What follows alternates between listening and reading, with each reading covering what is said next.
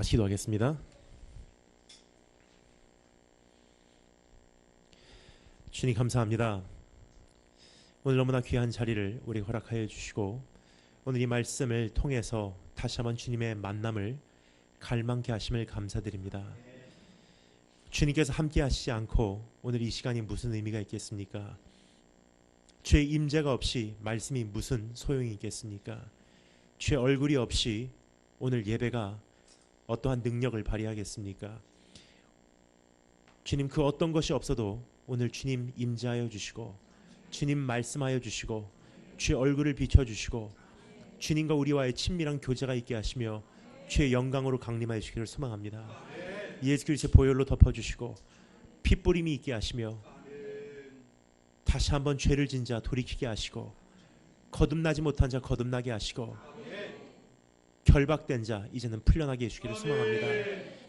이곳에서 그 회복이 일어나게 하시고 주 성령께서 그 역사를 그 사역을 지금 이곳에서 시작해 주시기를 소망하며 살아계신 주 예수 그리스도의 이름으로 기도합니다. 세 번째 시간입니다.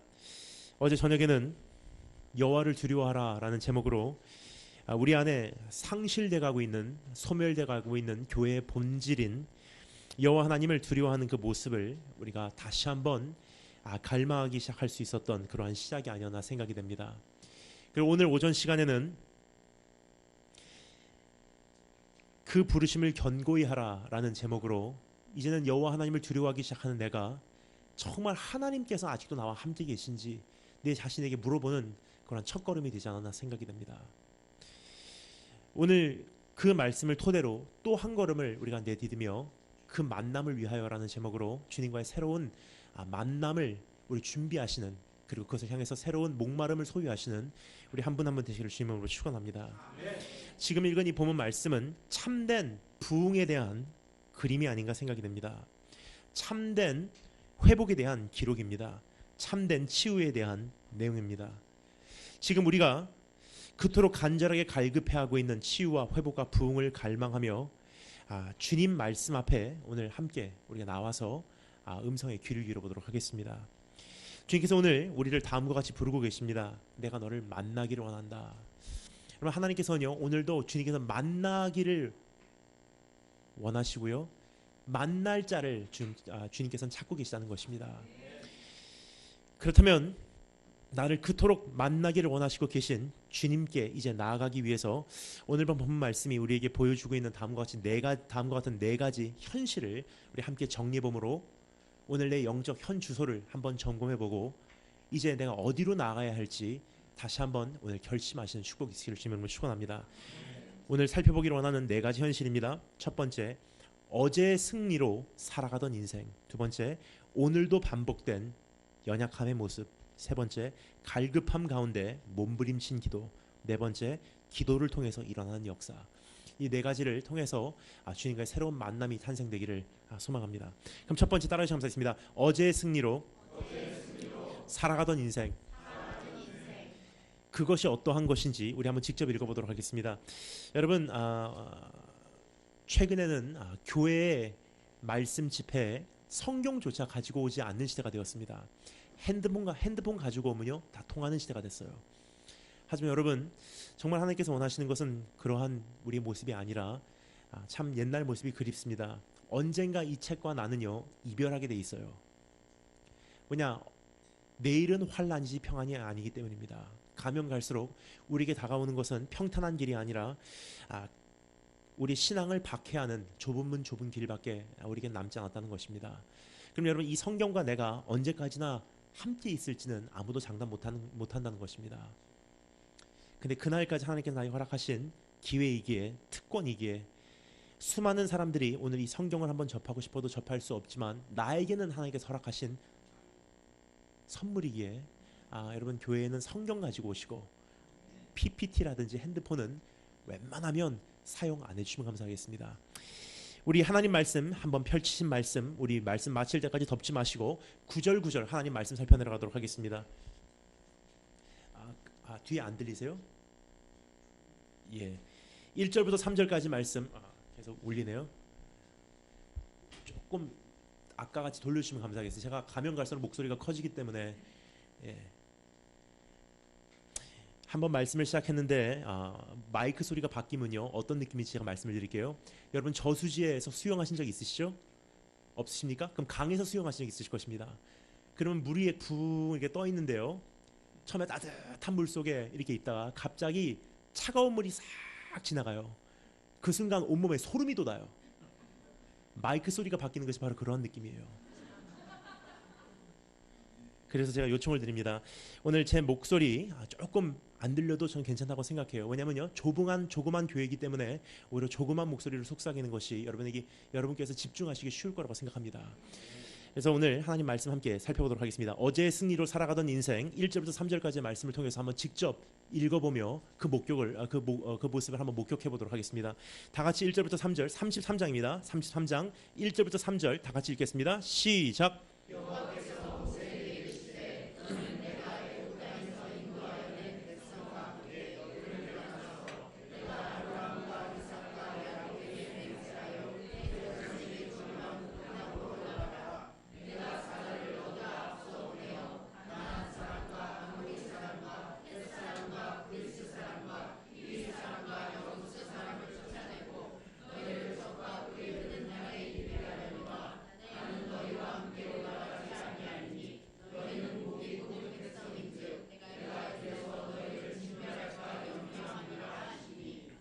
아멘. 나를 만나기를 원하시는 주님께 돌아가기 위한 첫걸음은 주님 없이 살아온 나의 모습을 정확하게 목격하고 그 공허함을 뼈저리 깨닫고 그분의 임재를 간절히 원하기 시작하는 그런 과정이 아닌가 생각이 됩니다. 즉 어제의 승리로 여태까지 살아온 나의 인생의 현실을 이제는 인정하고 그것으로 인해 가슴 아파하고 그분 없이는 살아가지 않겠노라고 새롭게 결단하는 그런 우리의 모습이 아닌가 생각이 됩니다. 사실 여러분 이것은요 그냥 말로 듣고 아멘 하기는 사실 쉬워요. 그런데요 분명히 말씀드리겠습니다. 시간이 지나면 지날수록 제 안에 다시 한번 절실히 깨달으시는 것은요 지금 말씀드린 이 과정이 없이는 거듭날 수가 없다는 거예요. 어느 선까지는 사역은 합니다. 어느 선까지는 신앙생활해요. 어느 선까지는 능력이 나타나게 돼 있어요. 왜냐 하나님 나라의 원리는요 내가 예수 그리스도를 믿지 않아도 적용을 잘하면 원리 그 자체가 능력이기에 능력은 나타나게 돼 있다는 거예요. 근데 여러분 분명한 것은요 아무리 능력은 나타나도 주님이 없으면 아무런 소용없다는 것입니다. 여러분 이것이 전환점인 것입니다. 다시 한번 주님 없이 살아온 나의 인생의 회의감을 느끼고 그 공허함을 뼈저리 깨닫고 그분의 임재를 간절히 사모하기 시작하는 그 목마름이 우리 삶 속에 가장 필요한 그런 나로 하여금 참으로 거듭나게 하는 그러한 과정이 아닌가 생각이 됩니다. 오늘 밤 본 말씀에서 소개되고 있는 이스라엘 민족의 모습이 바로 어제의 승리로 지금까지 살아온 그러한 모습이 아닌가 생각이 됩니다. 지금 우리가 살펴보고자 하는 사건 바로 전에 어떠한 일이 있었는지 우리 잠시 생각해 보도록 하겠습니다. 이스라엘 민족이 기적적으로 애굽에서 탈출한 이후에 모세는 하나님 여호와를 만나러 시내산으로 홀로 올라가는 모습을 우리는 보게 됩니다. 모세가 내려오기를 안절부절하며 기다리던 이스라엘 민족은 기다리다 못해 결국 자신들을 위해서 금송아지를 만들어내게 됩니다. 우리가 너무나 잘 아는 내용이죠. 광야 한 복판에서 금으로 이루어진 우상을 어떻게 만들어낼 수 있었죠? 그 금과 그 어마어마한 그 보물들이 다 어디서 나왔죠? 출애굽기 32장 2절부터 4절 말씀을 제가 읽어드리겠습니다. 잘 들으시면 감사하겠습니다. 여러분 안 펼치셔도 됩니다. 왜냐하면 중요한 단어를요 제가 액센트를 넣어서 읽어드릴게요. 그 단어가 무엇인지 한번 감지해 주시면 감사하겠습니다. 부채질 내려놔 주세요. 감사합니다. 아론이 그들에게 이르되 너희의 아내와 자녀의 귀에서 금고리를 빼어 내게로 가져오라.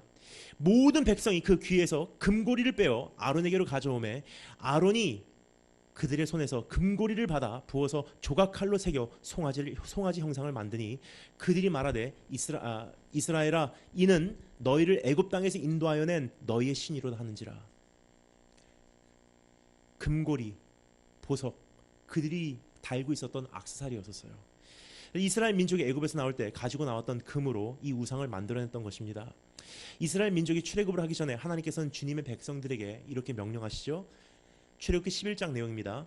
여호와께서 모세에게 이르시기를 내가 이제 한 가지 재앙을 바로와 애굽에 내린 후에야 그가 너희를 여기서 내보내리라. 어떤 재앙이죠?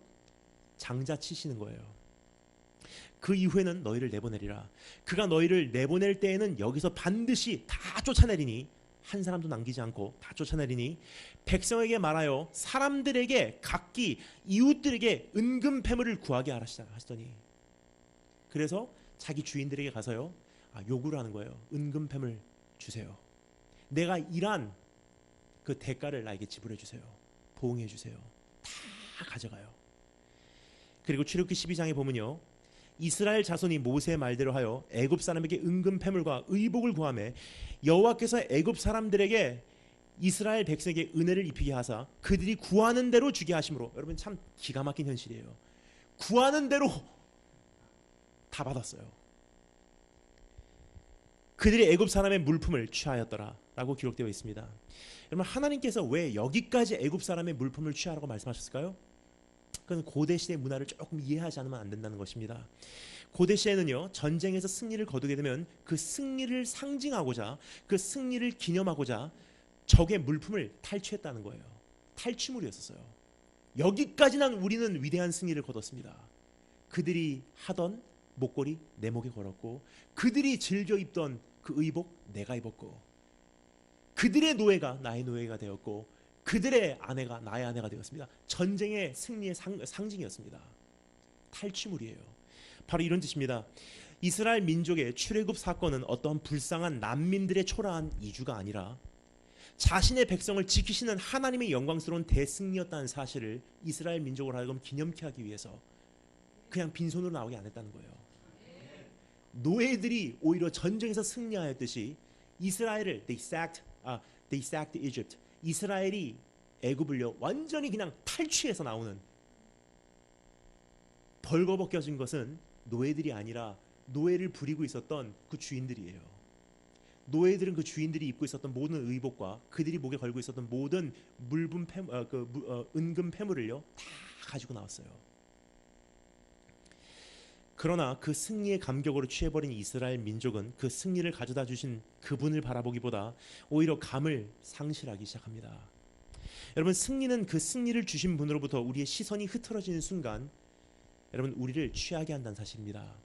여러분 따라하시면 감사하겠습니다. 승리는 나를 취하게 할 수 있다. 다시 한번 따라하시면 감사하겠습니다. 성공은 나를 취하게 할 수 있다. 성공은 그 성공을 허락하신 그분으로부터 나의 시선이 흐트러질 때 나를 취하게 합니다. 승리는 그 승리를 나에게 허락하신 그분으로부터 우리의 집중력이 희미해지는 순간 우리로 하여금 감을 잃게 한다는 사실입니다. 그러므로 여러분 우리 주님께서는 이 땅에서 사역하시는 기간 동안 큰 승리를 얻으시면 어떻게 하셨죠? 사역을 마치신 이후에 혼자 밤에 산으로 들어가셨어요. 그래서 어떻게 하시죠? 승리를 안겨주신 아버지 하나님과 깊은 교제를 나누게 됩니다. 한 번의 성공으로 인해 아직도 남아있는 사명이 망쳐지지 않도록 한 번의 사역의 승리로 인해 하나님 나라의 최종적인 승리가 방해되지 않도록 참 우리와는 너무나 반대되는 그런 모습이 아닌가 생각이 듭니다. 큰 위대한 사역을 성공시키면요 그 사역자는 넘어지는 경우가 너무나 많아요. 한 번의 사역은 성공했어도요 하나님 나라 전체는 실족을 시키는 경우가 참 많다는 것입니다. 우리는 너무나 많은 경우 한 번의 승리가 영원토록 지속될 것이라고 착각을 하고 있습니다. 우리는 한 번의 성공으로 인해 그 성공의 현실이 매번 반복될 것이라고 우리는 생각할 때가 너무나 많지 않나 생각이 됩니다. 한 번의 성공적인 집회가 한 곡의 히트곡이 한 시합의 기록이 나의 인생을 이제는 보장해 줄 거라고 우리는 착각하고 살 때가 너무나 많지 않나 생각이 됩니다. 그러나 우리가 이미 너무나 잘 알고 있듯이 그것들은 단 한순간일 뿐 절대로 언제까지나 반복된다는 보장은 어느 곳에도 없다는 것입니다. 오히려 잠시나마 이미 맛을 봐버린 그 승리의 현실에 익숙해져 그것을 유지하고자 또다시 반복하고자 또다시 그것을 복제하고자 또다시 그것을 재현하고자 몸부림치며 서서히 내 자신이 메말라가는 것도 모르고 내 자신은 죽어가고 있다는 사실이에요. 이것은 마치 광야라는 현실 속에서 아무런 의미도 없는 은근 패물과 의복으로 자기 자신을 치장해 놓고 언제까지나 그 승리에 도취된 상태로 언제까지나 이렇게 살아갈 거야. 또 홍해가 갈라질 것이고 또 어마어마한 재앙이 우리를 대적하는 모든 나라에게 임할 것이고 언제까지나 이러한 흥분 속에서 우리는 살아갈 거야. 약속의 땅에 도달해도 그런 흥분 속에서 우리는 누리게 될 거야. 계속 그 승리에 취해 있는 이스라엘 민족의 모습과도 동일하지 않나 생각이 됩니다. 여러분, 한 번의 승리를 재현하기 위해서 너무나 힘들게 수고하고 살고 계시지 않으신지 한번 내 자신을 살펴보시는 축복이 있으시기 바랍니다. 한 번의 성공을 또다시 복제해내기 위해서 노력하고 있지는 않으십니까? 어제의 승리로 살아가고 계시지는 않으십니까? 여러분, 이것은요 결코 나의 승리만이 아니에요. 다른 사람이 어제 이렇게 승리했대. 그래, 어떻게? 그대로 갖고 와서요 내 삶 속에 그것을 그대로 적용하면 똑같은 승리가 복제가 될 줄 알아요. 어느 교회에서 이렇게 부흥했대. 그래? 어떻게 부흥했대? 그대로 갖고 와서요 우리 교회에서도 그 부흥에 대한 비교를 좀 가르쳐 주세요. 집회를 해요. 그럼 그대로 그 원리대로 하면 부흥이 일어날 줄 알고 착각을 합니다. 어떻게 100일 동안 기도했더니 어떻게 대학 들어갈 때 그러면 와서 좀 간증 좀 해주세요. 어떻게 재정 관리했더니 재정이 불어났대. 우리 교회 와서 집회 좀 해주세요. 여러분, 이것이 바로 어제의 승리로 살아가고 있는 우리들의 모습, 주변의 환경의 모습과 동일하지 않나 생각이 됩니다. 자, 그렇다면 어제의 승리로 살아가고 있는지 내 자신을 한번 조금 더 구체적으로 살펴보기 위해서 어제의 승리로 살아갈 때 우리 안에 나타나는 세 가지 현상을 우리 한번 정리해 보도록 하겠습니다. 세 가지 현상. 첫 번째입니다. 주님과의 현재 관계에 대해서 무관심 혹은 무감각해지기 시작합니다. 알코올에 취한 사람들은 무슨 힘으로 살아가죠? 알코올 힘으로 살아가요. 마약에 취한 사람들은 무슨 힘으로 살아가죠? 마약의 힘으로 살아가요. 성공과 승리에 흥분에 취한 사람들은 무슨 힘으로 살아가죠? 그 흥분으로 살아갑니다. 따라서 관계 따위는 둘째 문제예요. 여러분, 이것은요 멀리 있는 현실이 아니라 오늘 우리 삶 속에도 굉장히 깊이 가까이 있는 현실이라는 것입니다. 예를 들어서 강단의 열기에 취한 사역자는요 주님과의 관계는 둘째 문제예요. 사역의 열정에 취한 교회는 주님과의 친밀함은 도구일 뿐입니다. 사역을 성공시키기 위한 도구. 사회의 정의에 취한 하나님의 일꾼들은 오히려 강팍해져 가기만 할 때가 너무나 많지 않나 생각이 됩니다. 대한민국 막 우리나라의 통일 외치다 보면요 가만히 보면요 그분들이야말로 공격적이고 전투성이 뛰어난 분들이 많이 없는 것 같아요. 굉장히 강하세요. 왜 그렇습니까? 사역이 너무나 두드러지다 보니까 주님과의 친밀함에 금이 가기 시작해요. 구제에 취한 공동체는 자기 의에 만족하고 주님을 보지 않을 때가 너무나 많지 않나 생각이 됩니다. 여러분, 주님 외에 어떠한 성공에 취하고 어떠한 사역에 취하고 어떠한 노하우에 취하고 어떠한 테크닉에 취하고 어떠한 프로그램에 취하기 시작하잖아요. 그러면 주님과의 관계는 나에겐 별로 중요하게 여기지 않기 시작한다는 것입니다. 두 번째 현상입니다. 내가 어제의 성공에 지금도 취해 있진 않은지 두 번째 현상, 법역 외의 존재로 자기 자신을 착각하기 시작합니다. 이건 어제 여러분과 나누었던 말씀과 조금 중복이 되는 부분입니다. 하지만 너무나 중요한 부분이기 때문에 다시 한번 내 자신을 살펴보기 위해서 말씀을 드리도록 하겠습니다. 주님과의 관계가 그 삶에서 희미하기 시작할 때 점점 두려움이 상실되고 따라서 감을 잃어버리기 시작한다는 사실입니다. 내 삶에서 하나님을 향한 두려움이 증발하기 시작한다는 것입니다. 더 나아가서 이제는 더 이상 내 삶에는 무엇이 옳고 무엇이 그릇됐는지를 가려내는 기준 자체가 상실되기 시작하기에 따라서 감을 잃기 시작한다는 거예요. 한때 어마어마한 성공을 거둔 사람들의 인생을 많이 보잖아요. 감을 잃었어요. 뭐가 옳고 뭐가 잘못되고 어디까지 저 큰일 났는데 저기까지 하면은 감을 잃어버렸어요. 어느 순간 나는 어떤 죄를 지어도 그것에 대한 대가가 나를 피해갈 것이라고 착각하기 시작합니다. 하나님의 어떠한 말씀과 법도와 규례는 다른 사람에게는 적용되어도 자신에게는 적용되지 않을 것이라고 오해를 하기 시작해요. 자기 자신이 대단하게 느껴져요. 죄 가운데 거하면서도 사역을 할 수 있다고 생각을 하기 시작합니다. 경건함이 없이도 역사가 일어날 것이라고 망상을 하기 시작합니다. 순종함이 없이도 쓰임 받을 수 있다고 환각 증세를 일으키기 시작합니다. 기도 없이도 열매가 있다고 만족하기 시작합니다.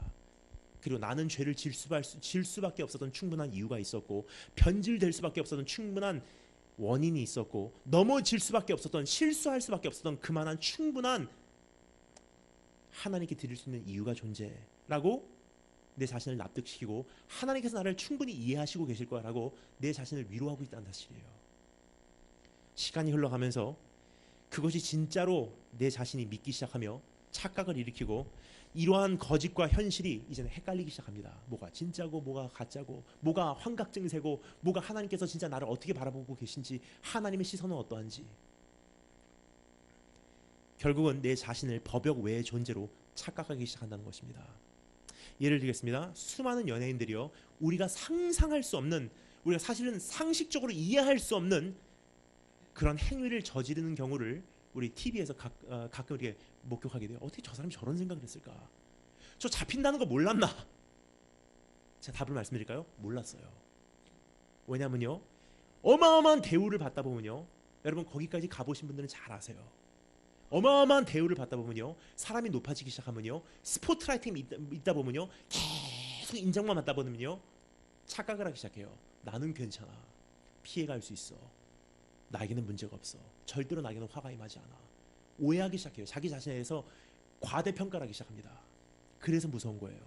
따라서 여러분, 수많은 연예인들이 어떻게 저렇게 할 수 있었을까? 저 생각해보면 몰랐나? 저 잡힌다는 거 몰랐나? 저 언젠가 드러난다는 거 몰랐나? 그 답은요, 몰랐어요. 자기는 괜찮을 줄 알았어요. 왜 그렇습니까? 자기 자신을요, 법역 외의 존재로 인식하기 시작했기 때문입니다. 수많은 사역자들이 엄청난 죄를 저지를 때마다 우리는 이렇게 생각합니다. 그거 생각해보면 몰랐나? 그런데 현실은요, 그들은 이미 현실과 거짓이 무엇인지 헷갈리기 시작했다는 것입니다. 즉, 생각하고 판단하고 두려워하는 능력을 상실했다는 거예요. 여러분, 하나님을 정말 두려워하고요, 어떠한 죄를 저질렀을 때 그 죄에는 반드시 대가가 따른다는 것을 두려워하는 것은 하나님께서 우리에게 주시는 선물이에요. 왜냐하면요, 그것을 거두어 가시면요, 이젠 감을 잃어버려요. 세상에 두려움이 없다는 것은요, 위험한 인물입니다. 여러분, 수많은 유명 인사들이 상상을 초월하는 실수를 저지른 이유 중에 하나가 바로 이러한 원리가 아닌가 생각이 됩니다. 나는 괜찮을 거야. 근데 어떻게 되죠? 나는 괜찮을 거라고 생각했던 수많은 사람들이 다 넘어지고 있어요. 나는 괜찮을 거라고 생각했던 목회자들, 반드시 그 문제는 터지게 돼 있고요. 나는 괜찮을 거라고 생각했던 수많은 정치가들, 그 밤을 넘기지 못했고요. 나는 괜찮을 거라고 생각했던 그 한 사람, 그날 경찰한테 잡혔어요.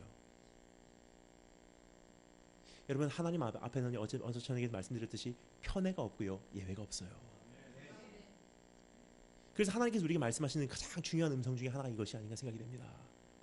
착각에서 깨어나라. 괜찮지 않아. 죄를 지면 정령 죽으리라 그러셨어요. 그 하나님의 말씀은요, 전혀 변하지 않습니다. 꽃도 풀도 시들고 메마를지라도 하나님의 말씀은 영원해요. 어제의 승리로 살아가게 되면 내 자신에 대해서 착각하기 시작한다는 것입니다. 그리고 마지막 세 번째, 주님 없이도 살아갈 수 있다고 이제는 믿기 시작해요.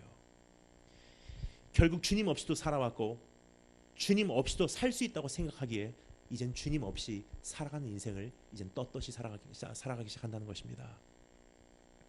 여러분, 이것이 오늘 밤 본문 말씀에 비추어진 이스라엘 민족의 상태가 아니었나 생각이 됩니다.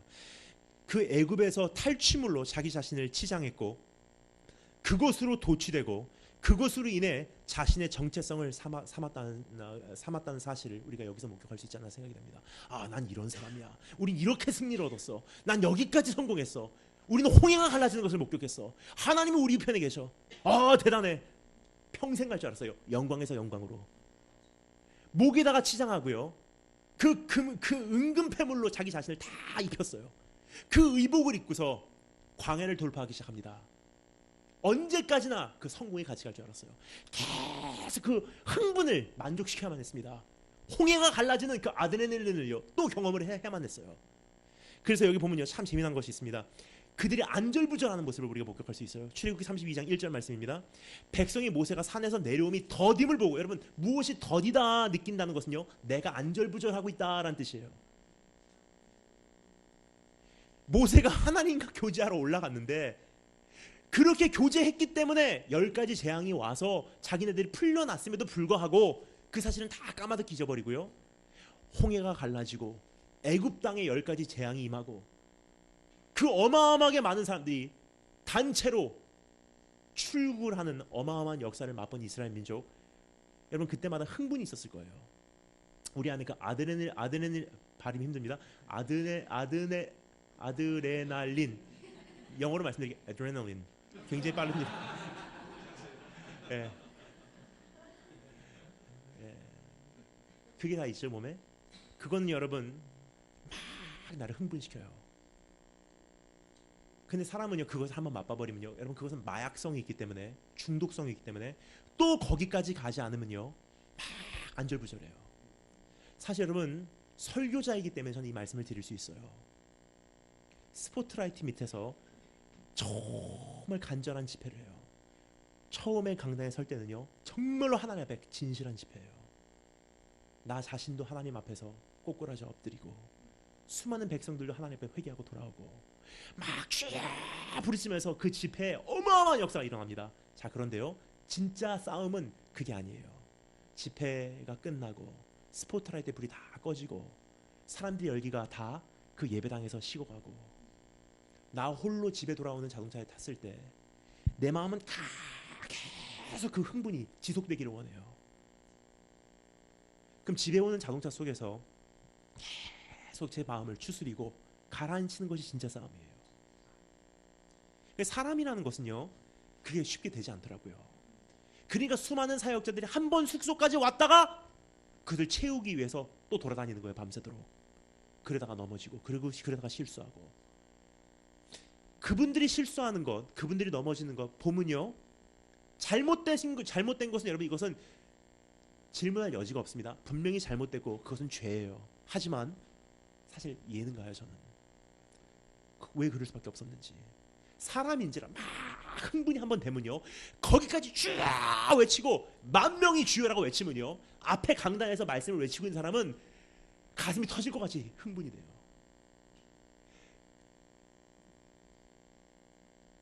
거기까지 갔는데도 불구하고 밤에 혼자 조용히 주님 앞에 앉으면요 정말 힘들어요. 이스라엘 민족이 똑같은 마음이었을 거예요. 눈앞에서요 그 어마어마한 홍해가 갈라진 것을 목격합니다. 하나님의 10가지 재앙이요 어마어마한 역사로 그 눈앞에서 애굽 땅에 펼쳐지는 것을 실질적으로 목격한 사람들이에요. 그렇게 나를 힘들게 했던 그 이 애굽 민족이요, 애굽 백성들이, 그 군사들이요 혹의 앞바다 속으로 다 침몰당하는 것을 눈앞에서 목격한 사람들이에요. 어땠겠습니까? 그 흥분은 우리가 지금 사실 상상을 할 수 없을 만큼의 그 경지에 도달했다는 거예요. 계속 그것을 채워가야만 해요. 또 다시 내가 그 흥분의 한계까지 가야만 합니다. 그 사람들은. 근데 성경이 들어갑니다. 백성이 모세가 산에서 내려옴이 더딤을 보고 모여 백성이 아론에게 이르러 말하되 일어나라, 우리를 위하여 우리를 인도할 신을 만들라. 또 이것을 흥분해야 되니까, 또 내가 내 자신을 자극시켜야 되니까, 또 우리가 그런 역사를 일으켜야 되니까, 모세가 없이도 이게 중요하니까 빨리 우리를 충족시켜달라는 거예요. 이 모세 곧 우리를 애굽 땅에서 인도하는 이 사람은 어찌 되었는지 우리가 알지 못함이라. 뭐죠? 하나님 둘째 문제예요. 하나님과의 교제, 주님의 얼굴, 주님의 임재는 다 둘째 문제고요. 빨리 채워달라는 거예요. 어제의 승리를 다시 한번 경험해야 된다는 거예요. 어제의 그 흥분을 또다시 내 안에 복제해야 된다는 거예요. 그 기적을 내 안에서 또다시 체험하지 않으면 이제는 내가 안절부절할 수밖에 없다는 뜻입니다. 이미 그 승리에 취해버린 이스라엘 민족은 판단력을 상실하기 시작합니다. 무엇이 죄인지도 분별할 능력이 내 안에 없기 시작했다는 사실입니다. 죄의 대가를 향한 시각장애를 경험하기 시작한다는 것입니다. 자신에 대하여 과대평가하기 시작합니다. 이렇게까지 해도 피해갈 거야. 결국 우상숭배라는 어마어마한 죄를 저지르기 시작하죠.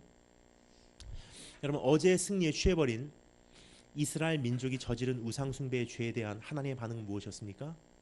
뭐였죠? 한마디로 요약하겠습니다. 그들이 원하는 거 주셔요.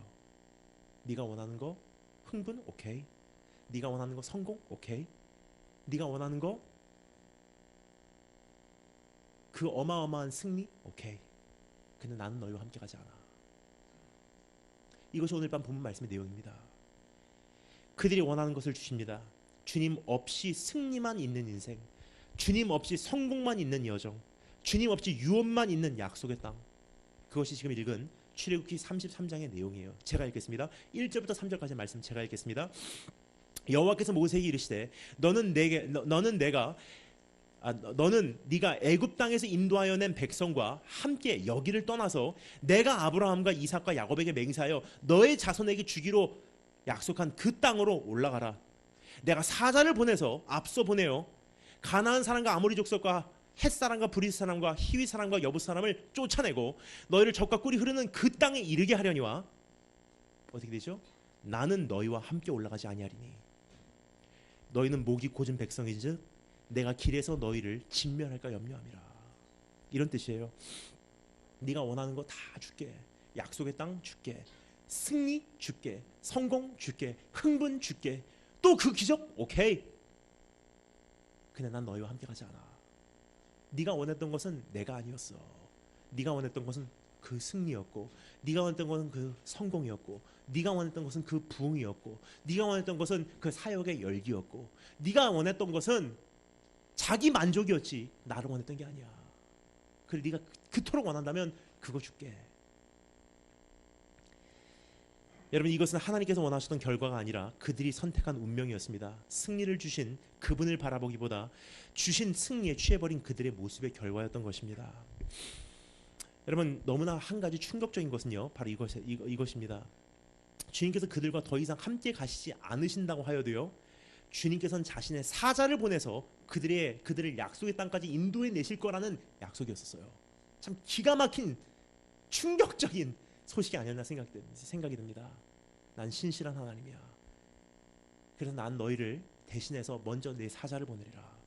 그들이 다 그 원수들을 다 물리칠 것이고 너희를 성공적으로 약속의 땅에 이르게 할 것이다. 하지만 나의 임재는, 나의 얼굴은, 너와 나의 교제는, 나의 영광은 너희와 함께 가지 아니하리라. 비록 주님의 임재는 없어도 승리를 위한 통로는 허락해 주실 것이고, 주님과의 교제는 없어도 성공할 수 있는 노하우는 가르쳐 주실 것이고, 주님과의 친밀함은 없어도 번성함을 위한 도움은 제공해 주실 것이고, 주님과 더 이상 상관은 내 삶이 없게 되어도 원하는 삶을 살아가기 위한 방법론은 가르쳐 주시겠다는 약속이었어요. 주님께서 우리에게 똑같이 응답하시면 여러분 어떻게 하실래요? 네가 원하는 인생 허락해 줄게. 네가 원하는 대학 보내줄게. 네가 그토록 원하는 유학 보내줄게. 네가 원하는 사업 성공시켜줄게. 네가 정말로 원하는 결혼시켜줄게. 네가 정말로 원하는 그 인생의 성공, 그 흥분, 인정받는 자리, 그 명예, 스포트라이트 다 허락해 줄게. 하지만 그 자리에는 내가 들어갈 자리가 없어. 어떻게 대답하실래요? 어떤 분들은요, 아멘. 근데 어떤 분들은요, 아마 이렇게 대답하실 거예요. 아, 절대 주님 없이는 갈 수 없습니다. 나에게는 주님과의 교제가 가장 중요합니다. 라고 말씀하실 거예요. 아직 아멘 하시면 제가 좀 곤란해집니다. 왜냐면요, 그렇게 아멘 하기는 사실 우리가 그렇게 배워왔고 그렇게 하기를 원하는 건 사실이에요. 근데 실질적으로 내 삶 속에서는요, 이 말씀이 오늘 그렇게 펼쳐지지 않고 있다는 것입니다. 왠지 말씀드릴게요. 수많은 강단에서 실질적으로, 현실적으로 오늘 외쳐지고 있는 메시지의 내용이 무엇입니까? 성공하는 사람들의 7가지 습관, 영향력 있는 사역자를 키우기 위한 3가지 방법, 하나님의 물질을 관리하는 재정관리법, 축복을 얻기 위한 5가지 단계. 끊임없이 출판되는 기독교 서적의 내용은 무엇입니까? 어떻게 성공할 수 있는가? 어떻게 행복할 수 있는 그 자리에 도달할 수 있는가? 어떻게 재정을 잘 관리할 수 있는가? 어떻게 축복을 받을 수 있는가? 어떻게 기도하여야 응답받을 수 있는가? 노하우, 테크닉, 방법론이에요. 끊임없는 노하우와 방법론, 테크닉이지 주님의 임재는 어디로 갔습니까? 주님께서는 아직도 우리와 함께 하십니까? 여러분, 우리가 그거 한번 생각해볼 겨를도 없이요 막 달려오고 있어요. 혹시나 한국교회를 이미 떠나신지도 오래된지 모르는데 우리는 이제까지 부흥했으니까, 여기까지도 청년들이 많이 모였으니까, 이 화려한 강단이 있으니까, 이렇게 화려한 찬양팀이 있으니까, 이렇게 듣기 좋은 찬양이 흘러나오고 있으니까, 이렇게 대단한 스포트라이트가 켜져 있으니까, 이렇게 기독교 방송국에 와갖고 지금 상영을 하니까 주님이 계신 줄 착각하고요, 지금 어마어마한 치장물로 내 자신을 다 장식하고 우상 앞에서 지금 뛰놀고 있는 우리의 모습이 아닌가 생각이 됩니다. 근데 여러분, 굉장히 단순한 질문이에요. 주님께서 정말로 오늘 대한민국 교회와 함께 계십니까? 다시 한번 여쭤보겠습니다. 주님께서 아직도 정말로 내 삶 속에 임재하고 계시다는 거예요. 답 못해요, 사실. 정말로 주님 계시다면요, 교회에 가서 오늘 내 삶 속에서 그러한 죄가 저질러지고 있음에도 불구하고 교회에 가서 가슴을 찢지 않고 돌아온다는 것은요, 주님 사실 안 계시다는 뜻이에요.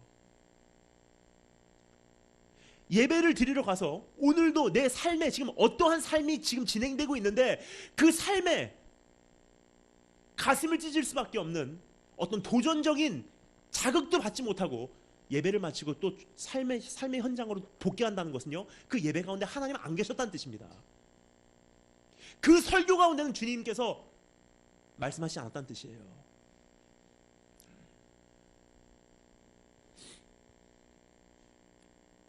사실 아직도 우리와 함께 하시는지도 확인해 볼 겨를도 없이 너무나 멀리 와버린 우리가 되어버리진 않았는지 한번 생각해 봅니다.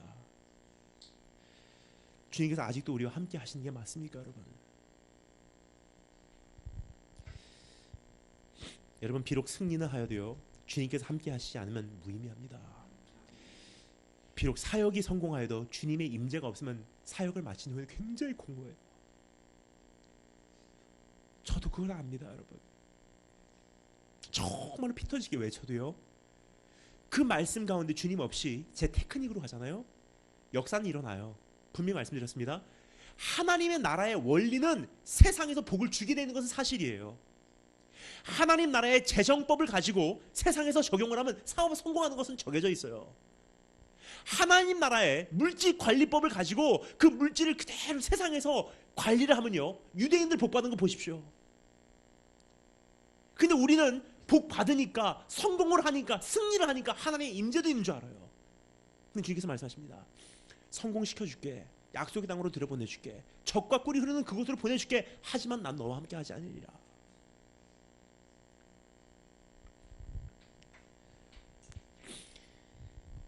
그렇게 설교를 해도요, 주님 없이 설교한 것은요, 다 끝나고 집에 돌아올 때 굉장히 공허해요. 어떠한 사역이 성공하여도 그분께서 함께 하시지 않으면 허전합니다. 비록 교회가 부흥하여도 그분께서 이미 떠나셨다면 그것은 사단의 소굴이에요. 비록 나라가 흥하여도 그분께서 그들과 함께 하신 지 오래됐다면 시간이 지나면 지날수록 그 나라는 속에서부터 썩어갈 것이 분명합니다. 비록 가정이 행복한 것 같아도 그분께서 우리 가정의 중심이 되지 않으면 그 가정은 결국 붕괴될 수밖에 없다는 거예요. 정신적으로나 아니면 실질적으로나. 여러분, 다 잘 되고 있는 게 다 잘 되고 있는 것이 아닙니다. 모든 것이 다 순조롭게 보이는 게 순조로운 게 아니라는 것입니다. 다 평탄한 게 사실은 다 평탄한 게 아니라는 것입니다.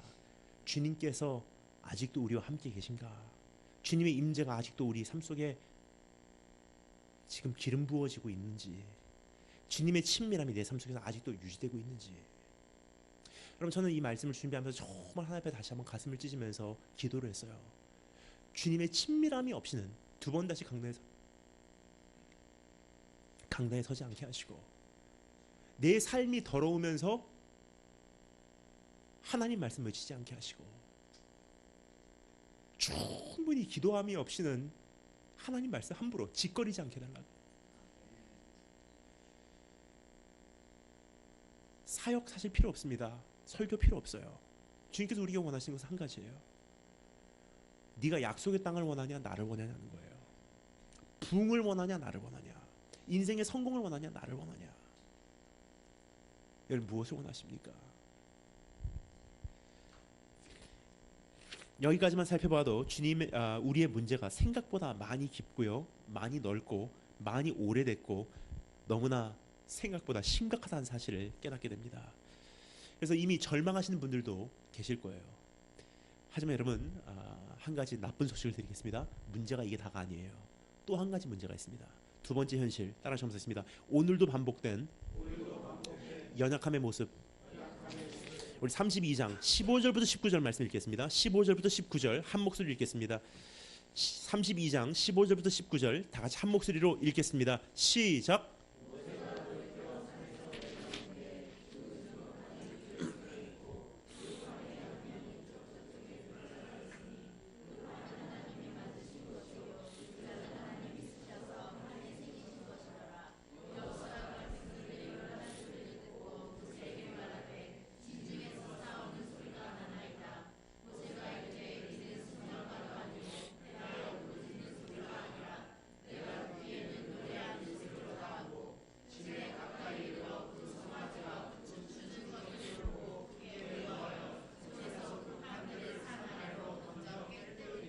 아멘.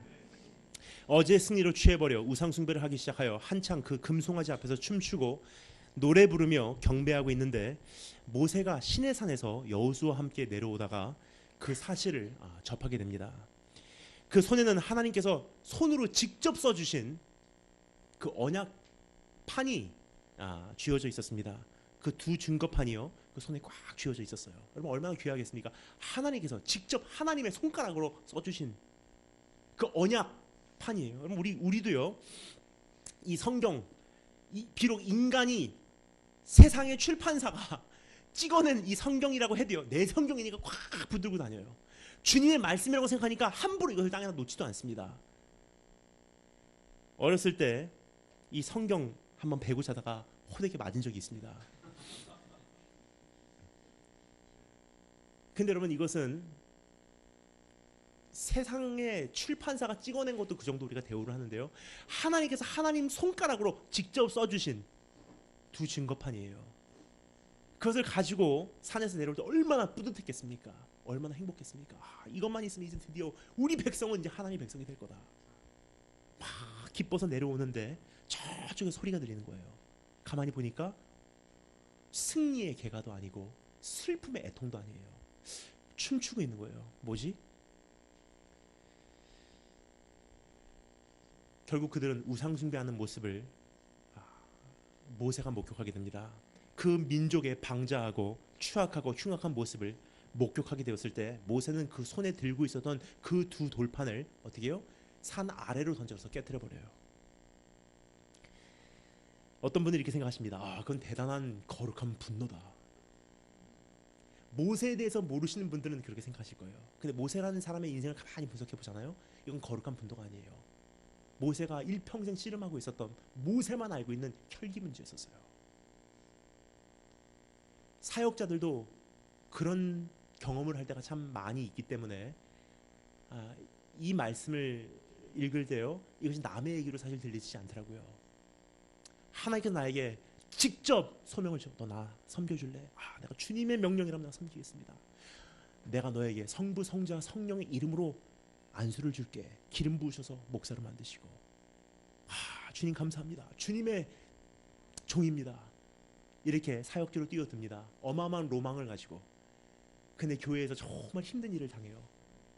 그러면 목사님들 많은 경우 뭐라고 하죠? 에이 목회 안 해버려. 목사님까지 그 집을 쳐버려.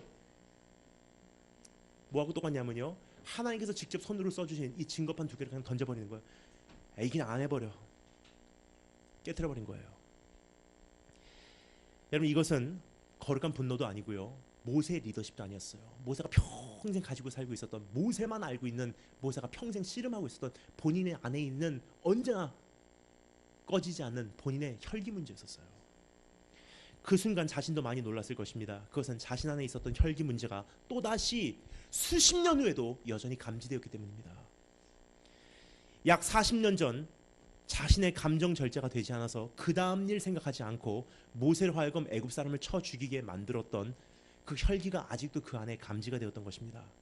어제의 승리에 취해 우상숭배의 죄를 저지른 이스라엘 민족의 죄만 가지고도 좌절할 수밖에 없는 그런 현실이었는데, 하나님의 종인 모세도 오랜 세월 동안 증오하고 미워하고 맞서서 싸워왔던 자신의 연약함으로 인해 또다시 넘어진 그러한 상황이 되어버린 것입니다.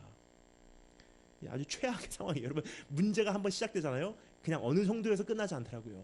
백성도 방자한 백성이고 그 리더도 이제는 자기 혈기 문제 가지고 씨름하게 생겼고, 사랑하는 가족들과 작별 인사도 제대로 나누지 못하고 급하게 광야로 도망하여 혼자 외롭게 40년을 지내게 했던 그 분노가 40년 동안 그 안에 가만히 잠재돼 있었던 것뿐이지 아직도 여전히 그 안에 그 씨앗은 남아 있었던 거예요. 여러분, 모세가 어떠한 심정이었는지 좀 상상해 가십니까?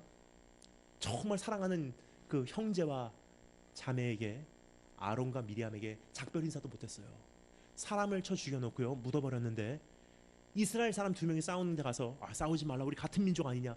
근데 이스라엘 민족 한 사람이 뭐라 그러죠? 네가 그 애굽 사람 쳐 죽인 거 가지고 우리도 쳐 죽이겠느냐. 깜짝 놀란 거예요. 막 광야로 도망갔어요. 작별 인사도 못하고. 그 40년 동안 어떠한 심정으로 살았을까요? 내가 화를 내는 게 아니었는데, 내가 함부로 그렇게 한 게 아니었는데, 내가 함부로 그렇게 살아간 게 아니었는데, 내 자신이 참 미웠을 거예요. 여러분, 혈기를 가지고 씨름하신 분들은요, 그게 얼마나 수치스러운 것인 건지 잘 압니다. 잘 모르시는 분들, 혈기 문제가 없으신 분들이세요.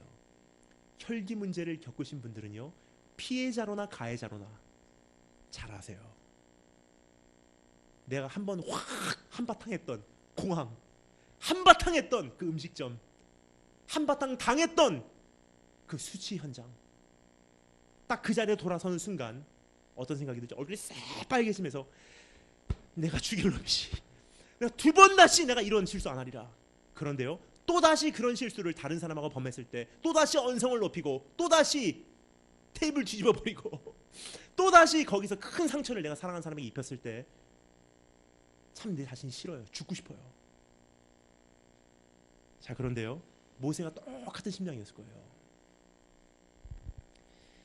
견고한 애굽 땅에 10가지 재앙을 집행하는 하나님의 도구로 쓰임받고 홍해를 가르는 기적을 일으키고 그 민족을 구하는 위대한 역사를 일으켰음에도 불구하고 또다시 동일한 문제로 넘어지는 자신이 심히 미웠을 것입니다. 두 돌판이 쪼개어지는 순간 여러 가지 복잡한 감정과 생각이 모세 안에 소용돌이 치기 시작했을 것입니다. 지나온 40년 동안 내가 뭐 했던 거지? 그 수많은 후회는 아무런 의미가 없었지. 수많은 눈물과 수많은 아픔과 수많은 회개는 무엇을 위함이었는지. 나는 이제는 하나님께 버림받지 않았는지, 더 이상 쓰임받지 못할 거야. 애당초 자리를 비우는 게 아니었는데, 너무나 실망스럽고 자기 자신이 초라하게 느껴졌으며 이제 몸둘 바를 몰랐을 것입니다. 그뿐입니까? 주님께서 이제는 함께 가시지 않는데요. 그러니까 앞으로 가도 lose, 뒤로 가도 돌아갈 수 없어요. 길들여지지 않는, 걷잡을 수 없는 민족의 죄성, 광야 한복판에서 앞으로도 뒤로도 못 가는 숨막히는 상황, 어떠한 해결책도 해답도 피할 길도 없는 공경, 언젠가는 끝난다는 보장도 기약도 없는 상처, 그리고 영원토록 흐를 것만 같았던 눈물, 이것이 지금 모세가 안고 있는 문제예요. 여러분, 어떨까요? 이제 어떻게 해야 될지. 즉 국가적으로나 개인적으로나 바닥을 치었던 것입니다. 완전히 파괴될 수밖에 없었던 상황이었던 것입니다. 완전히 파산된 셈이었던 것입니다. 근데 여러분, 너무나 좌절해하시면 안 됩니다. 더 이상 했다가는 여러분께서 여기서 그냥 좌절하시고 주저앉아 버리실까봐 여기까지 말씀 나누겠습니다. 스토리는 여기서 끝나지가 않아요. 여러분, 복음에는요, 영웅이 있어요. 오늘 여기서 그 영웅이 등장합니다. 우리 한번 살펴보겠습니다. 국가적으로도 개인적으로도 큰 실수를 경험하고요, 이제는 오도 가도 못하는 상황이 됐어요. 근데 스토리는 여기서 끝나지 않습니다. 복음은 여기서 끝나지 않는다는 것입니다. 세 번째 현실 우리 한번 살펴보겠습니다. 따라서 한번 하겠습니다. 갈급함 가운데 몸부림친 기도. 우리 33장 4절부터 7절까지 함께 읽도록 하겠습니다. 33장 4절부터 7절 한 목소리로 읽겠습니다. 시작.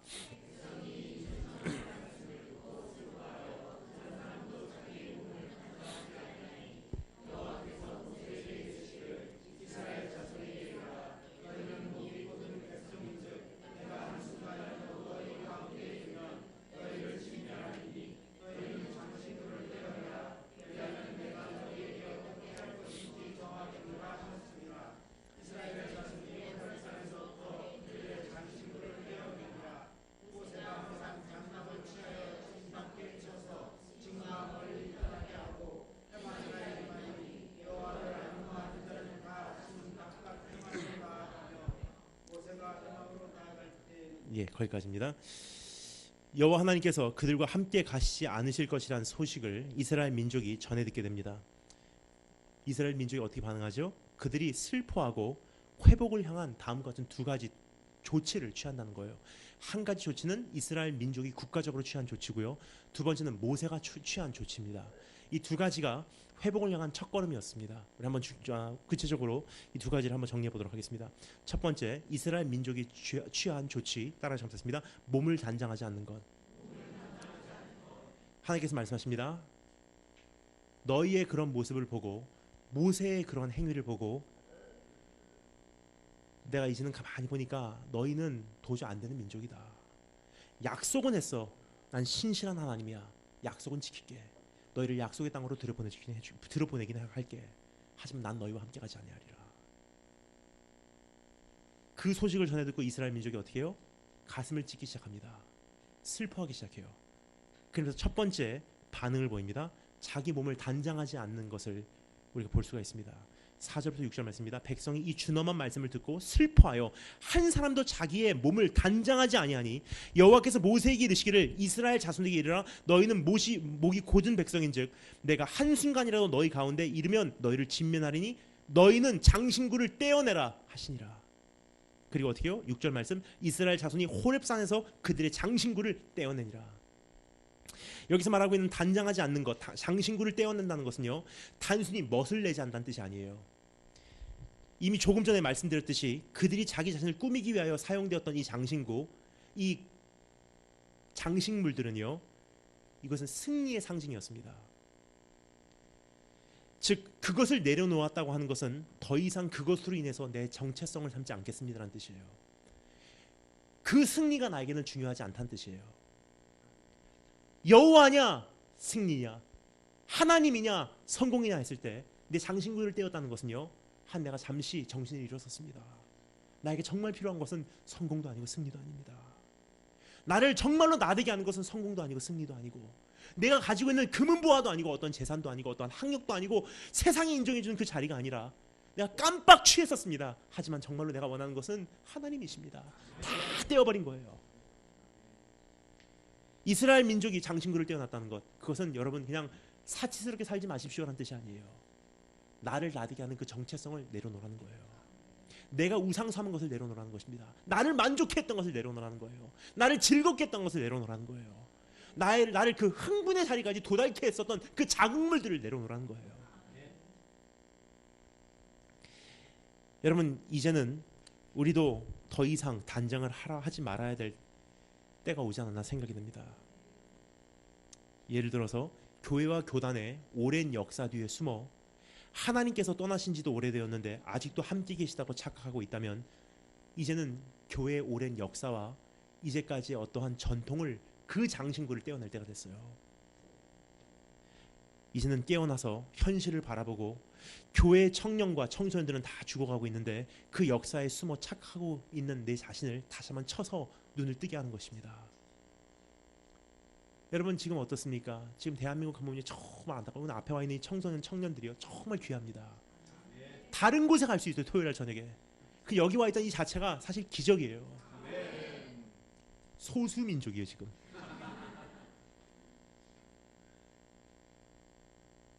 근데 여러분 이런 청소년 청년들이요 지금 대한민국 안에서 계속 사라지고 있어요. 근데 교회는 어떻죠? 아직까지도 정치면 하나님 나라를 펼칠 줄 알아요. 누가 총회장이 되냐가 하나님 나라에 굉장히 위대한 자리를 확보한다고 생각을 하고 있습니다. 아직도 그 프로그램 돌리면 성공할 수 있다고 착각하고 계시진 않은지, 아직도 그 노하우로 사역할 수 있다고 오해하고 있진 않은지, 아직도 이 정도만 살면 화는 멸할 거라고 생각하고 어느 정도 신앙생활하고 나의 삶은 분리된 생활을 지금 하고 있진 않은지, 정치와 인줄로 주님 나라를 이룰 수 있다고 생각하고 교만하게 살고 있진 않은지, 주님의 임재가 느껴지지 않는 예배로 만족하는 삶에서 가슴을 치시는 이제는 성도님들 한 분 한 분 되시기를 주님으로 축원합니다. 여러분 예배에 왔는데요 이제는 그 예배를 통해서 정말 하나님의 임재가 느껴지지 않으면요 그 교회는 떠나야 돼요. 가슴을 칠 수 있는 내 안에 어떠한 자극을 받지 않으면요, 이제 그 말씀은 그만 들어야 돼요. 왜냐하면 하나님의 말씀은요, 너는 사랑받기 위해 태어난 사람이다, 내가 너를 사랑한다, 내가 너를 축복한다 정도의 차원이 아닙니다. 정말로 성경에 나타난 하나님을 목격한 수많은 백성들의 반응이 어땠습니까? 예를 들어서 이사야, 화로다 화로다 화로다, 내가 부정한 사람이 거룩하신 만군의 여호와이신 왕을 배웠음이로다. 하나님께서 숯불을 내 입술에 대서 내가 정결함을 입기 전까지는요, 가슴을 찢는 거예요. 베드로가 어땠습니까? 주님, 내 곁에서 떠나주시기를 원합니다. 난 죄인입니다. 근데 여러분, 제 자신을 봐도요, 사람인지라 계속 편안한 대로 가려고 그래요. 이 정도면 화는 면할 거야. 어떻게 하면 하나님의 인재를 소유할까가 아니라 여기까지 하면 화는 면할 거야. 여기까지 하면 2등을 해. 저 사람 먼저 치시고 난 두 번째 치시겠지. 제가 넘어가는 거 보면, 제가 맞는 거 보면 그때부터 회개하면 되지. 그게 아니에요, 여러분. 우리는요, 우리는 수비성 존재가 아닙니다. 크리스찬은 어떻게 해요? 하나님 나라는 쟁취하는 자들의 것이래요. 침노하는 자들의 것이래요. 공격성이란 뜻입니다. 어떻게 하면 벌을 면할까? 어떻게 하면 이 정도만 하면 피해갈 거야가 아니라 어떻게 하면 하나님의 임재를 더 소유할 수 있을까? 어디까지 하면 더 깊이 들어갈 수 있을까? 어떻게 하여야 그 얼굴을 내가 또 볼 수 있을까? 그것을 가지고 씨름하라는 뜻이에요.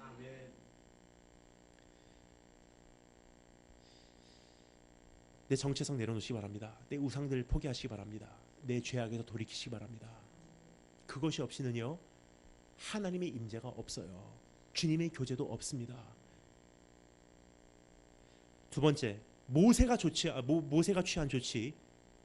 하나님께서 내가 너와 함께 가지 아니하리라, 주의 영광이 너와 함께 가지 아니하리라, 주의 임재가 너와 함께 하지 아니하리라 하시는 그 주님의 음성에 반응한 두 번째 모세의 모습입니다. 따라서 감사했습니다. 주님을 만나러 가는 것. 다 뛰어버린 것 정도가 아니라 이제는 적극적으로 주님 만나러 가는 거예요. 33장 7절 말씀입니다. 모세가 항상 자기 장막을 취하여 진 밖에 쳐서 진과 멀리 떠나게 하고 회막이라 이름하니. 회막이 뭐죠? The tent of meeting. 하나님을 만나는 자리를 만들었대요. 이 말씀에 대해서 조금 더 구체적으로 다음과 같은 몇 가지로 나눠서 우리 한번 정리해 보도록 하겠습니다. 세 가지. 첫 번째 따라 잡았습니다. 나의 장막으로 들어가자. 모세가 자신의 장막으로 그 회막을 삼았다는 것은 너무나 중요합니다. 금송아지를 만들고 우상 숭배를 한 것은 모세의 죄였습니까? 아니면 국가적인 차원의 죄였습니까? 국가적인 차원의 죄였었어요. 근데 그것에 대항한 모세의 조치는 뭐죠? 자기의 장막을 취해서 자기의 회막을 만든 거예요. 이게 언밸런스에 맞지 않습니다. 이스라엘 민족이 저지른 죄는요, 국가적으로 하나님의 죄를 저지르는데 불구하고 민족적으로 하나님께 범죄했음에도 불구하고 모세는 자기 장막을 취해서 자기 장막을 하나님을 만날 회막으로 만들어버려요. 무슨 뜻이냐면요,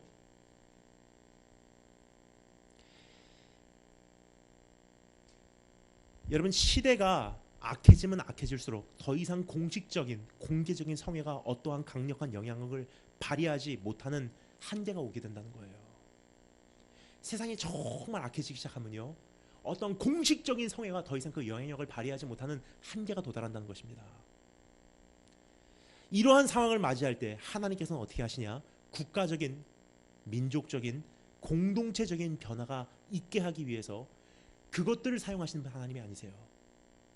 어떻게 하시냐면요, 오히려 한 사람 단위로 역사하시기 시작한다는 것입니다. 한 사람의 회개한 심령, 한 사람의 메시지, 한 사람의 변화된 모습, 한 사람의 선지자, 한 사람의 희생자, 한 사람의 순교자, 그리고 한 사람의 진짜로 복음으로 거듭난 영혼을 통해서 일하시기 시작한다는 것입니다. 여러분, 우리는 지금 자주 회개 운동에 대해서 이야기하고 있어요. 회개 운동합시다. 우리 다 시청 광장으로 모입시다. 우리 2만 명 집회 회개합시다. 어마어마한 회개 운동이요, 지난 수년 동안 계속 반복되고 있어요. 근데 한 가지 여쭤보겠습니다. 우리 솔직히 한번 내 자신에게 물어봐 주시면 감사하겠습니다. 그 어마어마한 회개 운동이 있었음에도 불구하고, 왜 어마어마한 회개 집회들이 대한민국 전체에 펼쳐졌음에도 불구하고 변화가 있었습니까? 지금 더 오히려 악화돼 가고 있어요. 2007년도 평양 대부흥 100주년 기념. 우리 회개하고 돌아옵니다. 부흥을 주시옵소서. 대한민국 전국에서요, 부흥, 주님의 나라로 새로운 장막을 만들어 주기로 합니다. 다 대형 집회들을 했어요. 근데 우리 솔직히 한번 이제는요, 생각해야 될 때가 됐어요. 변화가 있었습니까? 회개가 있었습니까? 거기까지 했음에도 불구하고 우리 청년들, 청소년들 지금 다 어디 갔습니까? 그때 다 헌신하고 선교주로 나간다는 사람들이 그렇게 많이 일어났어요. 근데 실질적으로 나갔습니까? 안 나갔어요. 왜 그렇습니까? 하나님께서 정말 원하시는 것은요, 이젠 대형 집회가 아니에요. 하나님께서 정말로 원하시는 것은요, 이제는 각 사람마다 자기 장막 골방으로 들어가는 거예요. 지금 우리에게 필요한 것은 또 하나의 공식적인 대형 집회가 아니라 골방으로 들어가는 의지가 필요하기 때문입니다. 또 하나의 회개 운동이 필요한 것이 아니라 가장 은밀한 곳에서 가장 나의 은밀한 죄를 주님께 아뢰는 기회가 필요하기 때문이에요. 또 하나의 형식적인 찬양 패턴과 메시지가 필요한 것이 아니라 주님을 붙드는 몸부림침이 우리에겐 필요하기 때문입니다. 또 하나의 사역의 영역을 갈 곳 없는 사역자들을 위하여 만들어 제공하는 그러한 사역 자리가 아니라 이제는 실질적으로 회개한 만큼 내 삶이 바꿔내게 하는 성도의 모습들이 필요하기 때문이에요. PC방 한때 대한민국 전체를 덮었어요. 어디 가도 PC방이었어요. 근데 PC방이 다 문을 닫기 시작해요. 왜냐? 유효기간이 만기가 되었기 때문이에요. 근데 PC방 마치고 갈 곳이 없었던 분들, 많은 분들 어떻게 하시죠? 카페를 오픈하기 시작했어요. 대한민국 전국에 너도 나도 다 카페 하고 있어요. 그 분명히 말씀드리겠습니다. 시간이 다 되면요, 살아남는 카페들만 남고요. 분명히 레드존은 남습니다. 모르시는 분들 안 오셔도 괜찮습니다. 억지로 웃으실 필요 없어요. 레드존은요, 선교를 위한 카페 송도에서 지금 운영하고 있습니다. 근데 그 수많은 카페들은요, 거의 없어지게 돼 있어요. 왜냐? 이것도 유효기간이 정해져 있기 때문이에요. 여러분, 이것과 똑같더라고요. 사역자도요, 어떠한 한 프랜차이즈 오픈하듯이 커피숍 오픈하는 그 매뉴얼과 프로그램과 매뉴얼이 있듯이 어떠한 기도 운동을 일으키는 정기 집회를 만들어내는 사역도 매뉴얼이 있고요, 프로그램이 있어요. 수많은 사역자들이 다 그걸 하고 있어요. 나는 사명 받았습니다라고 이야기하겠죠. 근데 가만히 보면요, 거의 똑같아요. 대단한 이름들이에요. 이름은 바뀝니다. 커피숍 이름이 다 대단하게 유니크하게 바뀌어가듯이. 근데 그것에 분별력이 없는 성도님들은 사실 이 집회나 저 집회나 강사만 바뀌는 거지, 다 똑같은 영성으로 프로그램에 의해서, 매뉴얼에 의해서 또 하나의 집회가 펼쳐지고, 사역자들, 신학교 졸업하고 갈 곳 없는 그 사람들이 올 수 있는 사역의 현장뿐인데 거기에 임하는 거예요. 지금 이것을 1년, 2년 반복하며 10년째 지금 반복하고 있어요. 근데 변화가 일어납니까? 아무런 변화도 없어요. 사회는 더 악해져 가고 있고요. 우리 청소년 청년들 지금 다 죽어가고 있고요. 교회는 더 악화돼 가고 있고요. 여러분, 우리가 뭔가 잘못한다고 생각 안 하십니까? 예, 분명히 말씀드리겠습니다. 하나님 뜻 아니에요. 하나님 정말 원하시는 것은요, 이제 그만 좀 해라. 골방으로 들어가. 산속으로 올라가. 주님께서 뭐라고 말씀하셨죠? 은밀한 곳으로 들어가 어떻게 해요? 문을 닫으래요. 골방으로 들어가서 은밀한 가운데 나를 만나주신 하나님을 만나기 위해서 문을 닫으라고 하는 것은요, 세상과 나를 차단시키는 뜻이에요. 최근에 저는요, 큰 결심을 했어요. 카톡을 없애버렸습니다. 그거 아무것도 아닌 것 같은데요, 진짜 힘들더라고요. 홍해는 갈라도 카톡은 못 없앤다고 생각했어요. 근데 밤새도록 기도하다가 주님께서 저에게 말씀하세요. 너 정말로 정말로 깊이 들어가고 싶냐? 카톡 없애. 그 다음날 갑자기 연락이 오기 시작하더라고요. 무슨 일이 있습니까? 카톡에서 사라졌습니다. 없애버렸어요. 왜냐면요, 한 가지씩 내가 내 자신을 차단시키지 않으면요, 기도하다가도 카톡 확인해요. 예배 보다가도 궁금해요.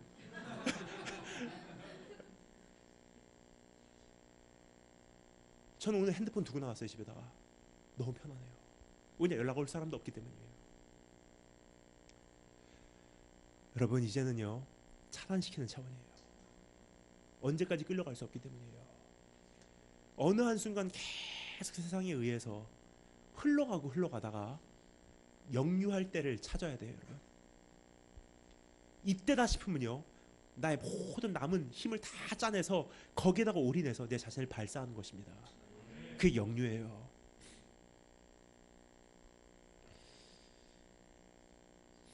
여러분, 이제는 나의 장막으로 들어가시기 바랍니다.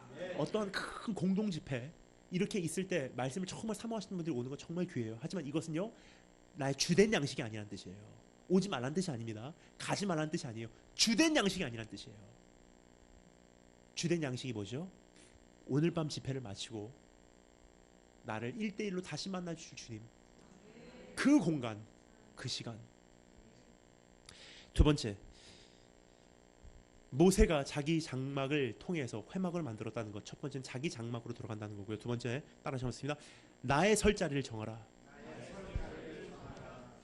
모세가 자기 장막을 어디다가 쳤다고요? 이스라엘 진 밖에 멀리 떨어진 곳에 쳤대요. 여러분, 이것은 자신을 통한 민족을 향한 선포였었어요. 내 자신을 성별시키겠다. 난 너희가 같이 살지 않겠다. 난 다르게 살겠노라. 너희가 무엇을 선택해도 나는 여호와를 따르겠노라. 바로 이런 뜻입니다. 나는 시대와 맞서서 홀로 서겠습니다라는 뜻이에요. 난 세상과 어울리지 않게 홀로 서겠습니다라는 선포였습니다. 나는 시대와 맞서겠습니다. 사회와 어울리지 않겠습니다. 여러분, 오늘 하나님과 내가 이제는 승부할 때가 됐어요. 어느 편에 설 건가? 편을 정하시기 바랍니다.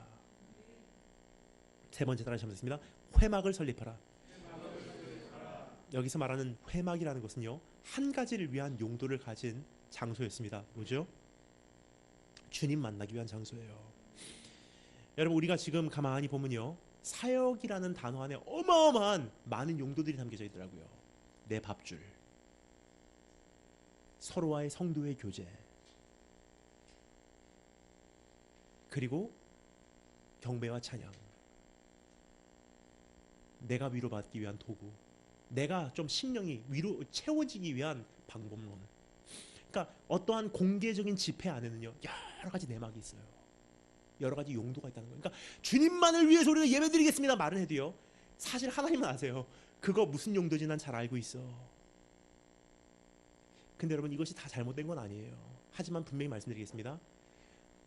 정말로 나의 영적인 양식이 된다는 것은요 그러한 집회뿐만이 아니라 정말 주된 양식은 뭐라고 말씀드렸죠? 하나님만을 만날 수 있는 장소를 내 안에 성별시키라는 거예요. 여기는 정말 누가 뭐라 그래도 이것은 내 먹기 살기 위함도 아니고, 내 인생의 어떤 존재감을 확보하기 위함도 아니고, 내 공허함을 채우기 위함도 아니고, 나 이번 여름을 허비하지 않았습니다 라고 내 자신을 납득시키기 위함도 아니고, 하나님만을 만나기 위해 이 시간을 내가 성별했습니다. 하나님만을 만나기 위해 내가 이 장소를 성별했습니다. 그 자리와 장소를 내 삶 속에 만들어내라는 거예요. 그것이 없이는 주님 만날 수 없기 때문입니다. 여러분 삶 속에 오늘 그런 자리가 얼마나 있으십니까? 예배드리면 분명히 말씀드리겠습니다. 예배가 아니에요. 집회도 아닙니다. 어떠한 큰 대형 집회도 아니고요. 어떤 특별 새벽 기도도 아니에요. 나와 주님만 만나는 그 자리가 내 삶 속에 있냐는 거예요. 그 자리가 없으면요 언제까지나 공개적인 자리에서만 만나는 주님이에요.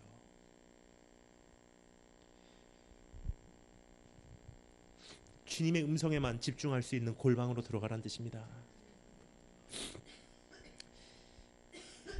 여러분, 이번 여름에 이제 모든 사역이 마무리되는 것이 사실 저는 믿어지지가 않습니다. 엊그제만 해도 정말 더운 것 같았는데요 이제 선선하고 춥더라고요.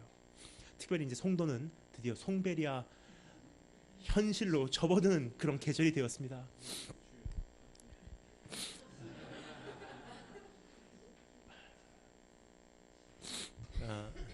송도에 사신 분들은 잘 아세요. 조금만 더 지나면요, 이젠 추워서 못 나와요. 그래서 지금 집에 들어가기 싫더라고요. 바람 났습니다. 집에 들어가기 정말 싫더라고요. 왜냐면 지금 이 날씨가 얼마 안 가기 때문에. 근데 여러분, 지금 여름에 수많은 청소년들을 바라보면 참 마음이 안타까웠던 것이 한 가지 있어요. 왜냐면 수많은 캠프, 청소년들을 위한 대안인 것만은 분명해요. 수많은 청소년 캠프에서 주된 프로그램이 뭐냐? 경배와 찬양이에요. 경배와 찬양이 잘못됐다는 것은 아닙니다. 하지만 우리가 정말 한 가지 정리해야 될 것이 있어요. 여러분, 경배와 찬양은요, 구원받은 사람들의 것이에요. 은혜를 경험한 사람들의 것이고요. 경배와 찬양은 정말 죄인이 용서받은 거듭난 사람들의 고백의 기회가 경배와 찬양이에요. 근데 여러분, 청소년들은요, 예수님이 누구신지, 복음이 무엇인지, 내가 구원받았는지 아닌지도 모르고, 죄가 얼마나 심각한지도 모르고 있고, 하나님이 아직도 나와 함께 하시는지 생각해 본 적도 없고, 정리해 본 적도 없고, 하나님을 향한 어떠한 갈급함도 없고, 친구에게 끌려서 억지로 엄마 따라서 온 것뿐인데 그들에게 경배와 찬양은 사실 어울리지 않는다는 거예요. 청소년들에게는 지금 경배와 찬양을 가르칠 때가 아닙니다. 우리 청소년들에게는요, 지금 가장 필요한 것은 회개예요. 회개. 너 그렇게 살면 안 돼. 하나님 살아계셔. 반드시 심판이 있어. 너 그렇게 살면 너 멸망해. 죄를 죄로 여기게 하고 하나님이 하나님 되게 하시고, 하나님께서 우리와 함께 하시지 않으면 이제 어떻게 되는지 하나님을 향한 갈급함을 불어넣어주는 것입니다. 여러분, 지금 이 한 가지만 봐도요, 지금 우리가 유행에서 유행으로, 화려한 것은 화려한 것으로, 더 자극적인 것은 자극적인 것으로 지금 계속 달려가고만 있지, 한번 브레이크를 밟고 정말로 내가 지금 뭘 하고 있는지를 생각해볼 겨를도 없이 지금 달려가고 있어요. 근데 오늘 이 말씀 통해서 다시 한번 내가 잠에서 깨어나시기 바랍니다. 이러한 회개가 시작됐을 때 어떠한 역사가 일어나는지 마지막으로 네 번째를 통해서 우리가 잠시 정리해 보도록 하겠습니다. 네 번째 따라 잠시습니다. 기도를 통해서 일어나는 역사. 우리 마지막으로 7절부터 14절, 33장 7절 읽었지만 다시 한번 반복해서 읽겠습니다. 33장 7절부터 14절까지 함께 한 목소리 읽겠습니다. 시작.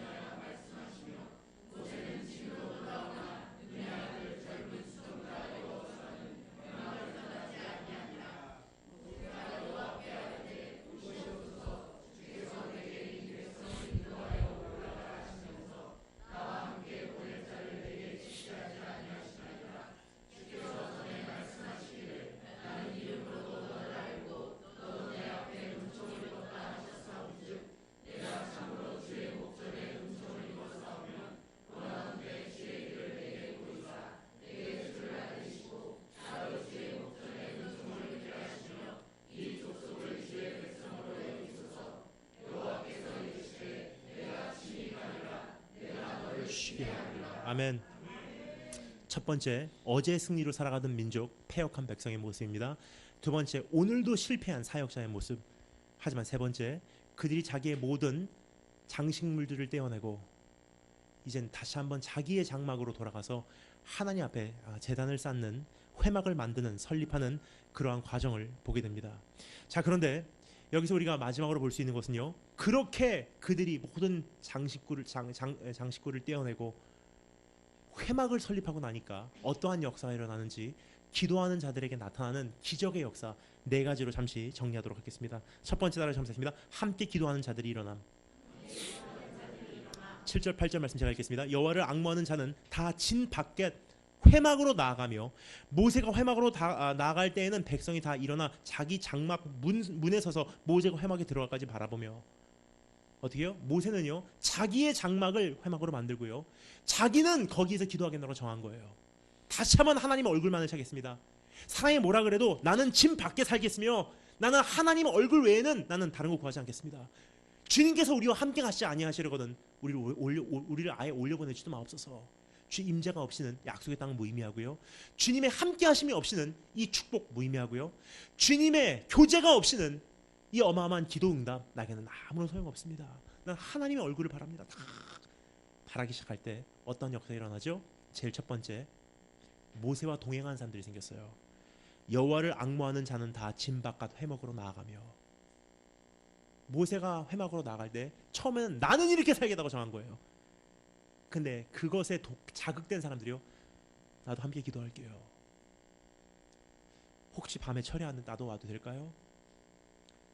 목사님 산에 기도하시는데 내가 같이 가도 되겠습니까? 나는 기도한 것뿐인데 거기서 부흥이 시작돼요. 나는 무릎 꿇은 것뿐인데 같이 옆에서 무릎 꿇는 자들이 시작돼요. 나는 하나님 앞에 내가 바로 살겠다고 선 것뿐인데 그것을 보고서 용기를 얻고 같이 세상과 맞서서 일어나는 사람들이 생긴다는 거예요. 부흥은 누구로부터 시작되리? 나로부터 시작되리. 내가 무릎 꿇는 거예요. 내가 골방으로 들어가는 것입니다. 내가 짐 밖에 서는 거예요. 두 번째, 따라서 한번 씁니다. 주를 경외하는 현실이 시작되는. 모세가 회막에 들어갈 때 9절 10절 말씀입니다. 모세가 회막에 들어갈 때 구름 기둥이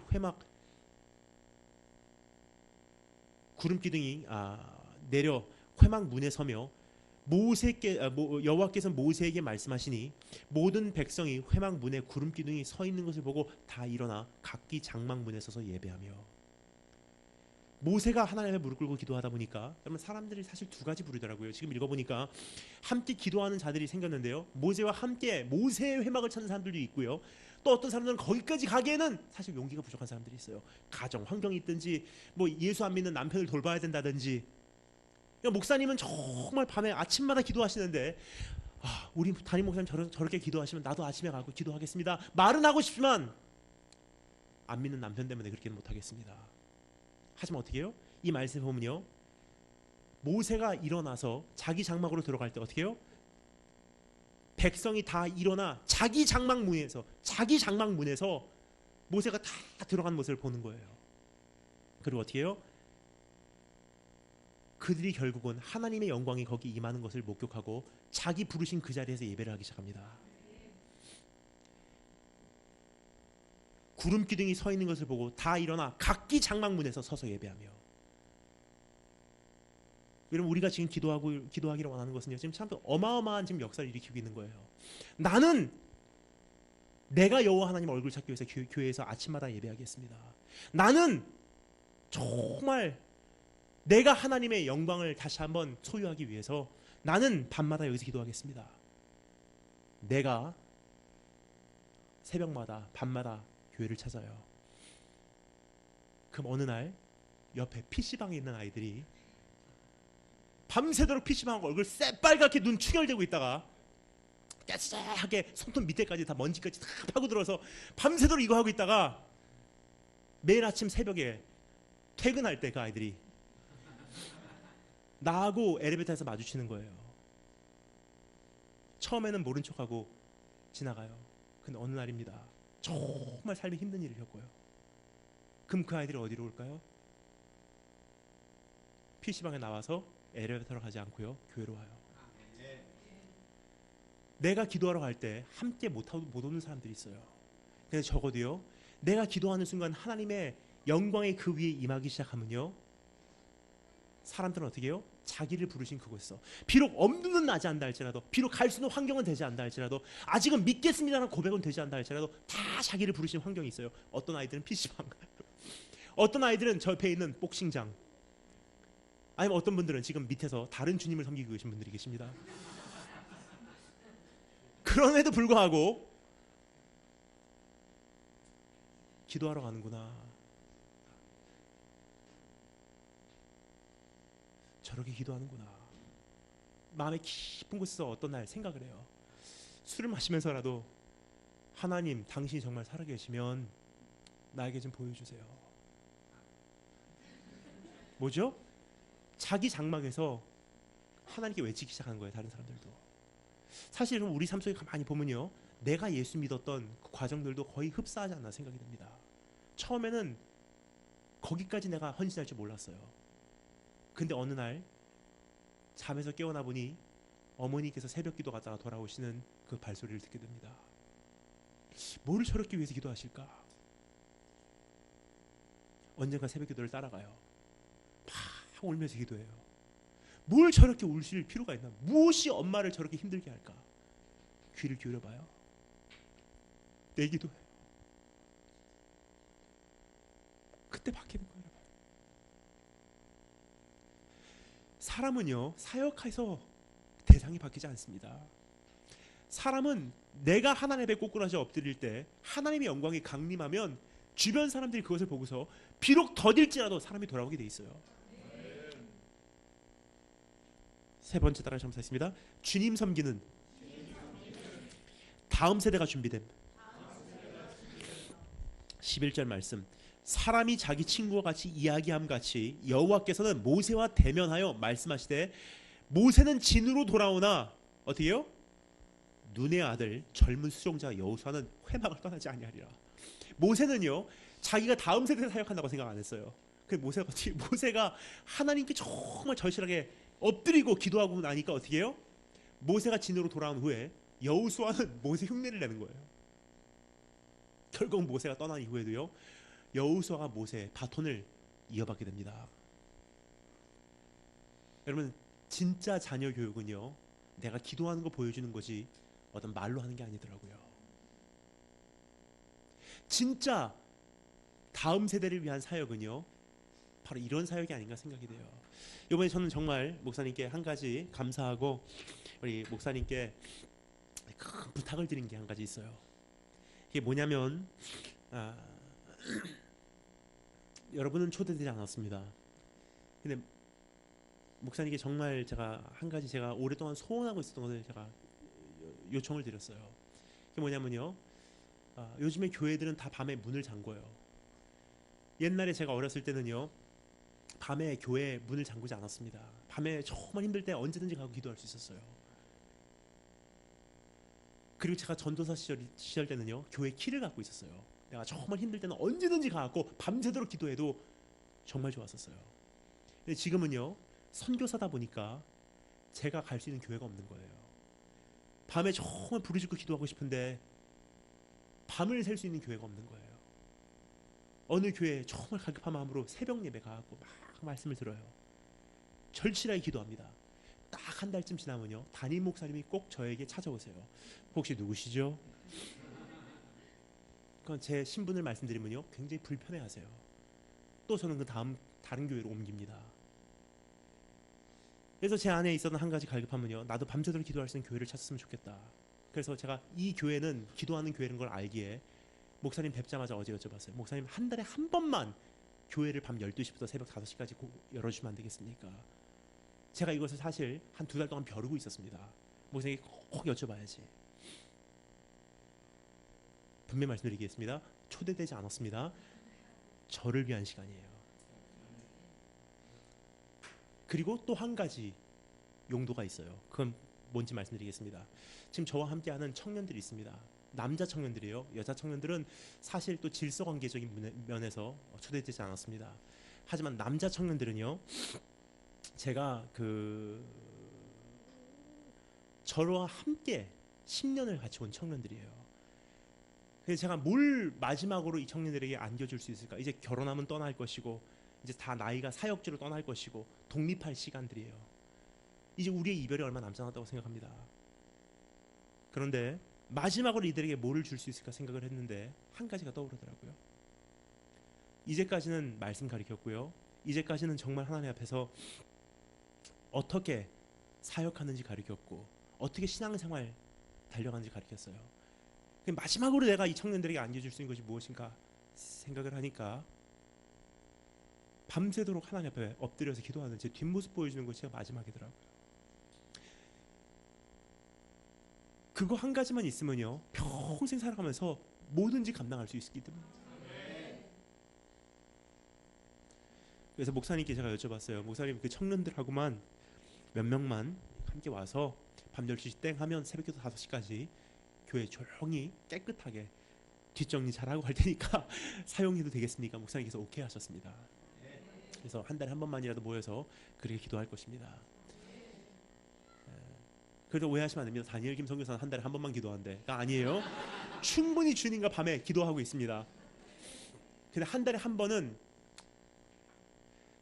제가 이 성전에서 떠난 이후에도 눈의 아들 여호수아가 그 성전을 끝까지 남아서 지킨 것과 같이 제가 떠난 이후에도 누군가가 강단을 지켜내기 위해서, 누군가가 또 무릎 꿇기 위해서 오늘 그러한 시간이 필요하지 않나 생각이 됩니다. 마지막 네 번째, 따라하시면 감사드립니다. 주의 임재가 회복된. 굉장히 단순한 결론이에요. 주님께서 뭐라고 말씀하십니까? 14절 말씀, 여호와께서 이르시되 내가 친히 가리라. 내가 너를 쉬게 하리라. 자기의 시장을 다 띄어버리고 하나님 앞에 엎드려서 회막을 만들고 그 백성들이 돌아오고 함께 기도하고 그 영광이 회복되니까 주님께서 뭐라고 말씀하시죠? 내가 너와 함께 가리라. 여러분, 오늘 이것이 우리의 하나님께서 말씀해 주시는 약속입니다. 우리가 정말로 주님 앞에 다시 한번 돌아오게 되면요, 하나님께서 우리에게 다시 한번 주님의 얼굴의 빛을 비춰주신대요. 그 영광이 회복될 것이라고 이야기하고 있습니다.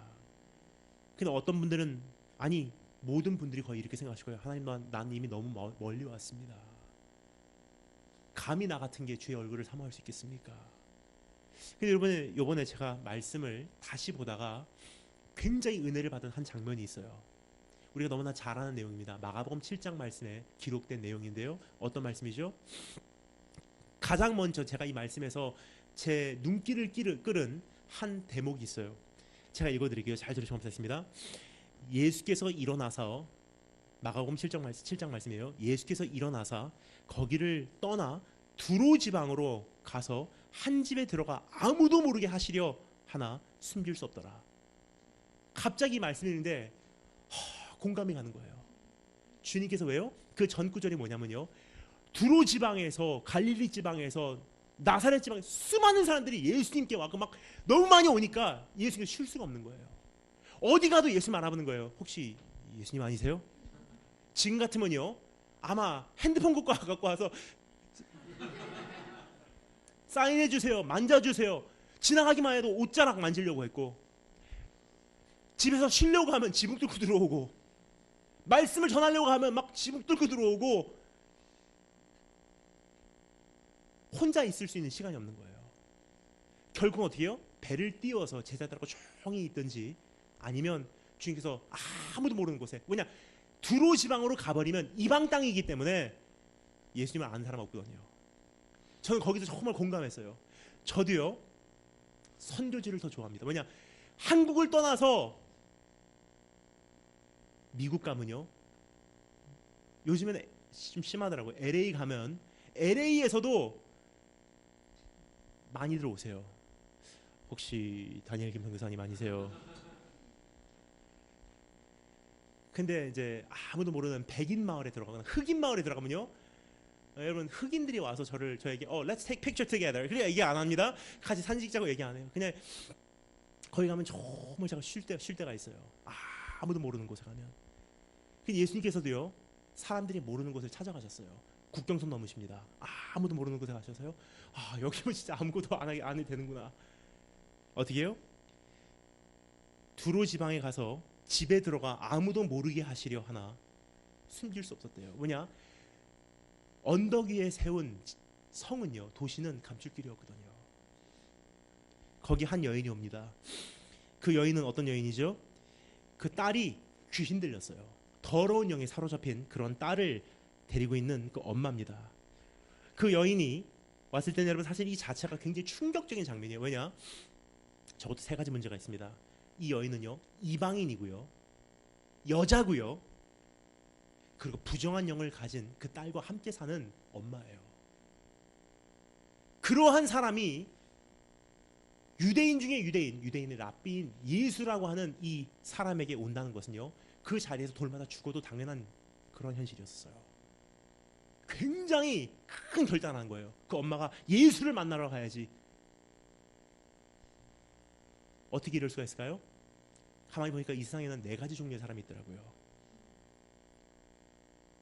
겁쟁이, 두 번째 일반인, 세 번째 용감한 사람, 네 번째 엄마. 엄마들은요, 내 딸 살릴 수 있는 한, 내 아들 살릴 수 있는 한 평소에는 내 성격과 안 맞은 행위를 해요. 인간적으로 생각을 해보면, 계산을 해보면요, 가면은 돌 맞아서 당연한 행위예요. 근데 엄마들은 어떻게 하죠? 딸 살리는 게 먼저예요. 내가 죽더라도 딸 살리는 게 먼저예요. 예수님 앞에까지 옵니다. 그리고 성경이 기록합니다.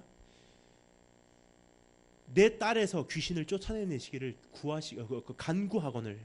근데 예수님께서 가만히 보니까 이 엄마의 간절함이 어느 정도인지 잘 알고 있어요. 그래서 한 가지를 시험하기로 작정하십니다. 어떻게 하시죠? 예수께서 이르시되 자녀에게 먼저 배불리게 먹게 할지니 자녀의 떡을 취하여 개들에게 던짐이 옳지 못하니라 그래요. 우리 한 가지 오해를 풀겠습니다. 개들에게 던져 먹지 않게 하겠다는 거, 이 개들이라는 것은요, 그 여자를 개 뭐라 부른 게 아니에요. 여기서 부르고 있는 이 개라는 단어가요, 우리가 생각하는 그 나쁜 단어가 아니에요. 집에서 키우는 애완용 펫, 멍멍이, 우리 바둑이를 얘기하는 거예요. 이런 뜻입니다. 우리 자녀들에게 줄 양식을 집에서 키우는 애완용 동물에게 먼저 주겠느냐. 내가 이 땅에 온 것은 지금 피곤해서 여기까지 도망왔어. 내가 지금 시간이, 유대인들에게만 해도 시간이 많이 모자라. 먼저 유대인들에게 먼저 사역을 하고 나머지 시간이 남는다면 너희들에게 갈 거야. 실제로 예수님이 어떻게 하셨죠? 주된 사역은 유대인에게 하셨고요, 부활하신 이후에 땅끝까지 가라 그러셨어요. 그러니까 예수님께서 살아생전 모든 사역은요, 거의 유대인 중심의 그 아들 딸들에게 하신 사역이에요. 예수님께서 말씀하십니다. 지금 시간이 없어. 너무 시간이 없어서 여기까지 도망왔잖아. 내 주된 사역은 이스라엘의 아들 딸들을 위한 사역이야.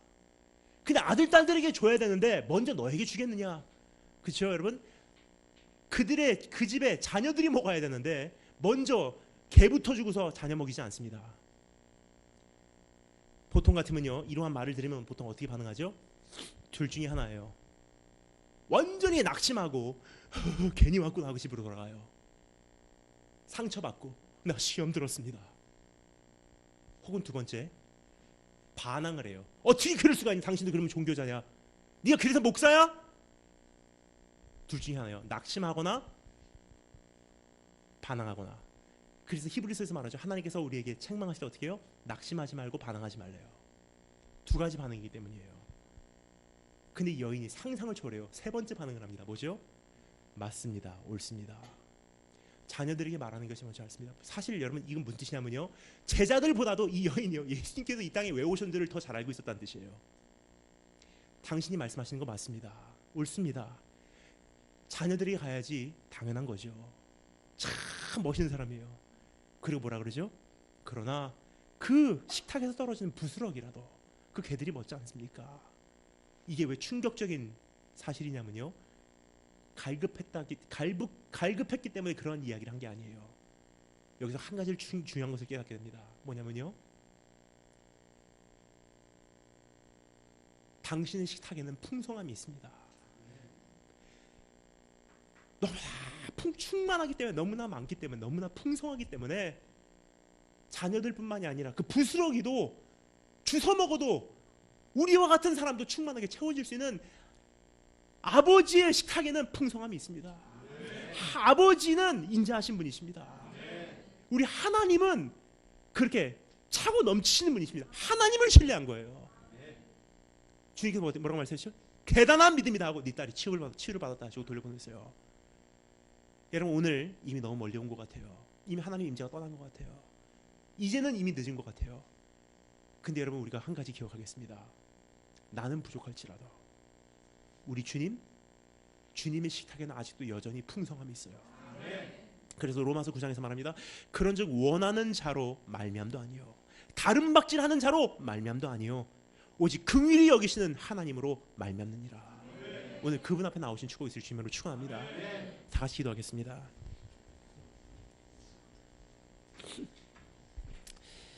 오늘 목사님께서 나오셔서 나중에 또 광고하시고 기도에 인도해 주시겠지만 우리 조용히 오늘 말씀을 잠시 내 마음에 묵상하는 시간을 여러분에게 먼저 드리도록 하겠습니다.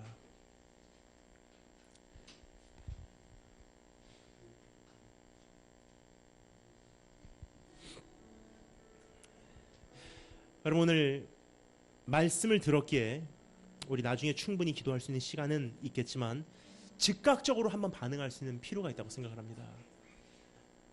그래서 이 찬양으로 한번 우리가 먼저 반응하도록 하겠습니다. 여러분 다 아는 찬양입니다. 제 가사는 안 띄우겠습니다. 우리가 다 아는 찬양이기 때문에 모르시는 분들은 그냥 가사를 그냥 음미하시면 되겠습니다. 나 무엇과도 주님을 바꾸지 않으리, 다른 어떤 은혜 구하지 않으리. 지금까지는 승리에 취해 살았습니다. 지금까지는 성공에 취해 살았습니다. 한 번 경험한 그 흥분 또 한 번 재혼하고자 살았습니다. 한때 그만한 수입이 있었기에 또 그 수입을 내가 내기 위해서 지금까지 달려왔습니다. 거기에 미달될 때 말할 수 없는 목마름이 내 삶 속에 경험되었습니다. 한때 거기까지 인정받았습니다. 하지만 그것은 왕년에 과거에 있었던 어떠한 이야기로 마무리가 되고 나는 도저히 이제는 인정받지 못하는 그러한 자리에 도달했습니다. 나이적으로 그렇고 위치적으로 그렇습니다. 그래서 참 공허하고 외롭습니다.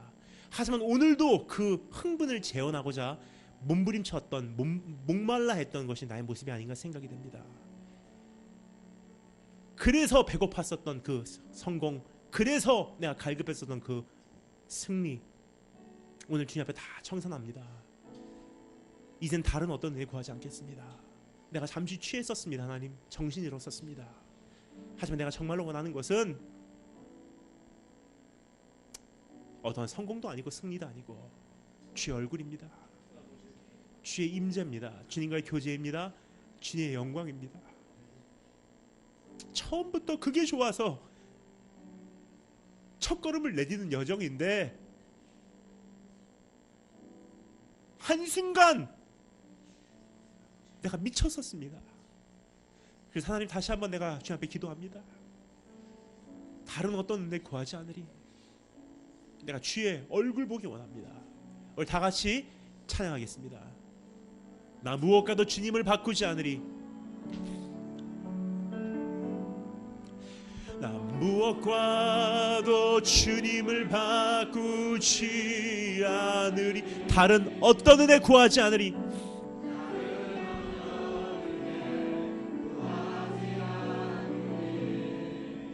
오직 주님만이 내 삶에 주의 얼굴 보기 원합니다. 얼굴 보기. 다시 한번 고백합니다. 나 무엇과도 주님을 바꾸지 않으리, 나 무엇과도 주님을 바꾸지 않으리, 다른 어떤 은혜 구하지 않으리,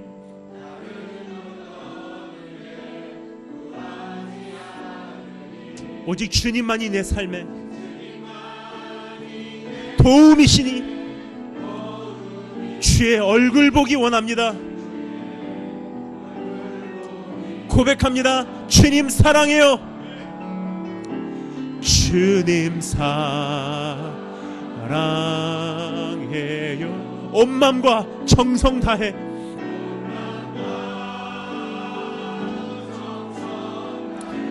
하나님의 신실한 친구 되기 원합니다.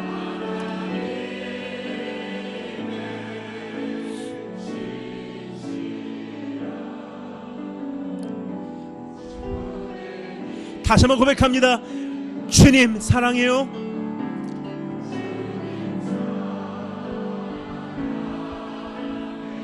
온 마음과 정성 다해, 온 마음과 정성 다해 하나님의 신실한 친구 되기 원합니다. 님의 신실한 친구 되기 원합니다. 여러분, 우리가 한 가지 놓고 함께 기도하도록 하겠습니다. 기도할 때 이렇게 기도했으면 좋겠습니다. 하나님, 주님 없이 살 수 있다고 생각했던 것, 나는 법역 외의 존재라고 착각했던 것, 교제 없이, 기도 없이, 임재 없이 사역하고 살아가고 행복하고 축복받고 열매 맺고 존재할 수 있었다고 착각하고 있었던 것을 오늘 고백합니다. 사실 죄를 졌지만 그 죄의 즉각적인 대가 지불하지 않고 지나온 날들을 살아온 것이 그 세월이 너무나 길기 때문입니다. 이대로 갈 줄 알았습니다. 근데 하나님, 오늘 내 삶을 가만히 돌아보면 그 어떠한 재앙이 아니라, 어떠한 죄에 대한 대가가 아니라 가장 무서운 대가를 지금 지불하고 있습니다. 비록 사역은 흔들리지 않았고, 비록 학업은 내려침을 당하지 않았고, 비록 사역은 지속되고 있어도 하나님의 임재가 느껴지지 않습니다. 주의 얼굴이 보이지 않습니다. 주님, 나와 아직도 함께 계십니까? 그래서 오늘 한 가지 내가 다시 한번 긴박함을 깨닫고 주님 앞에 외칩니다. 다른 거 다 필요 없습니다. 내가 주님 얻기를 원합니다. 주의 얼굴을 나에게 돌이키지 마시고, 주님의 영광을 나에게 거두어가지 마시며, 주의 교제가 파괴되었다면 다시 한번 회복시켜 주시고,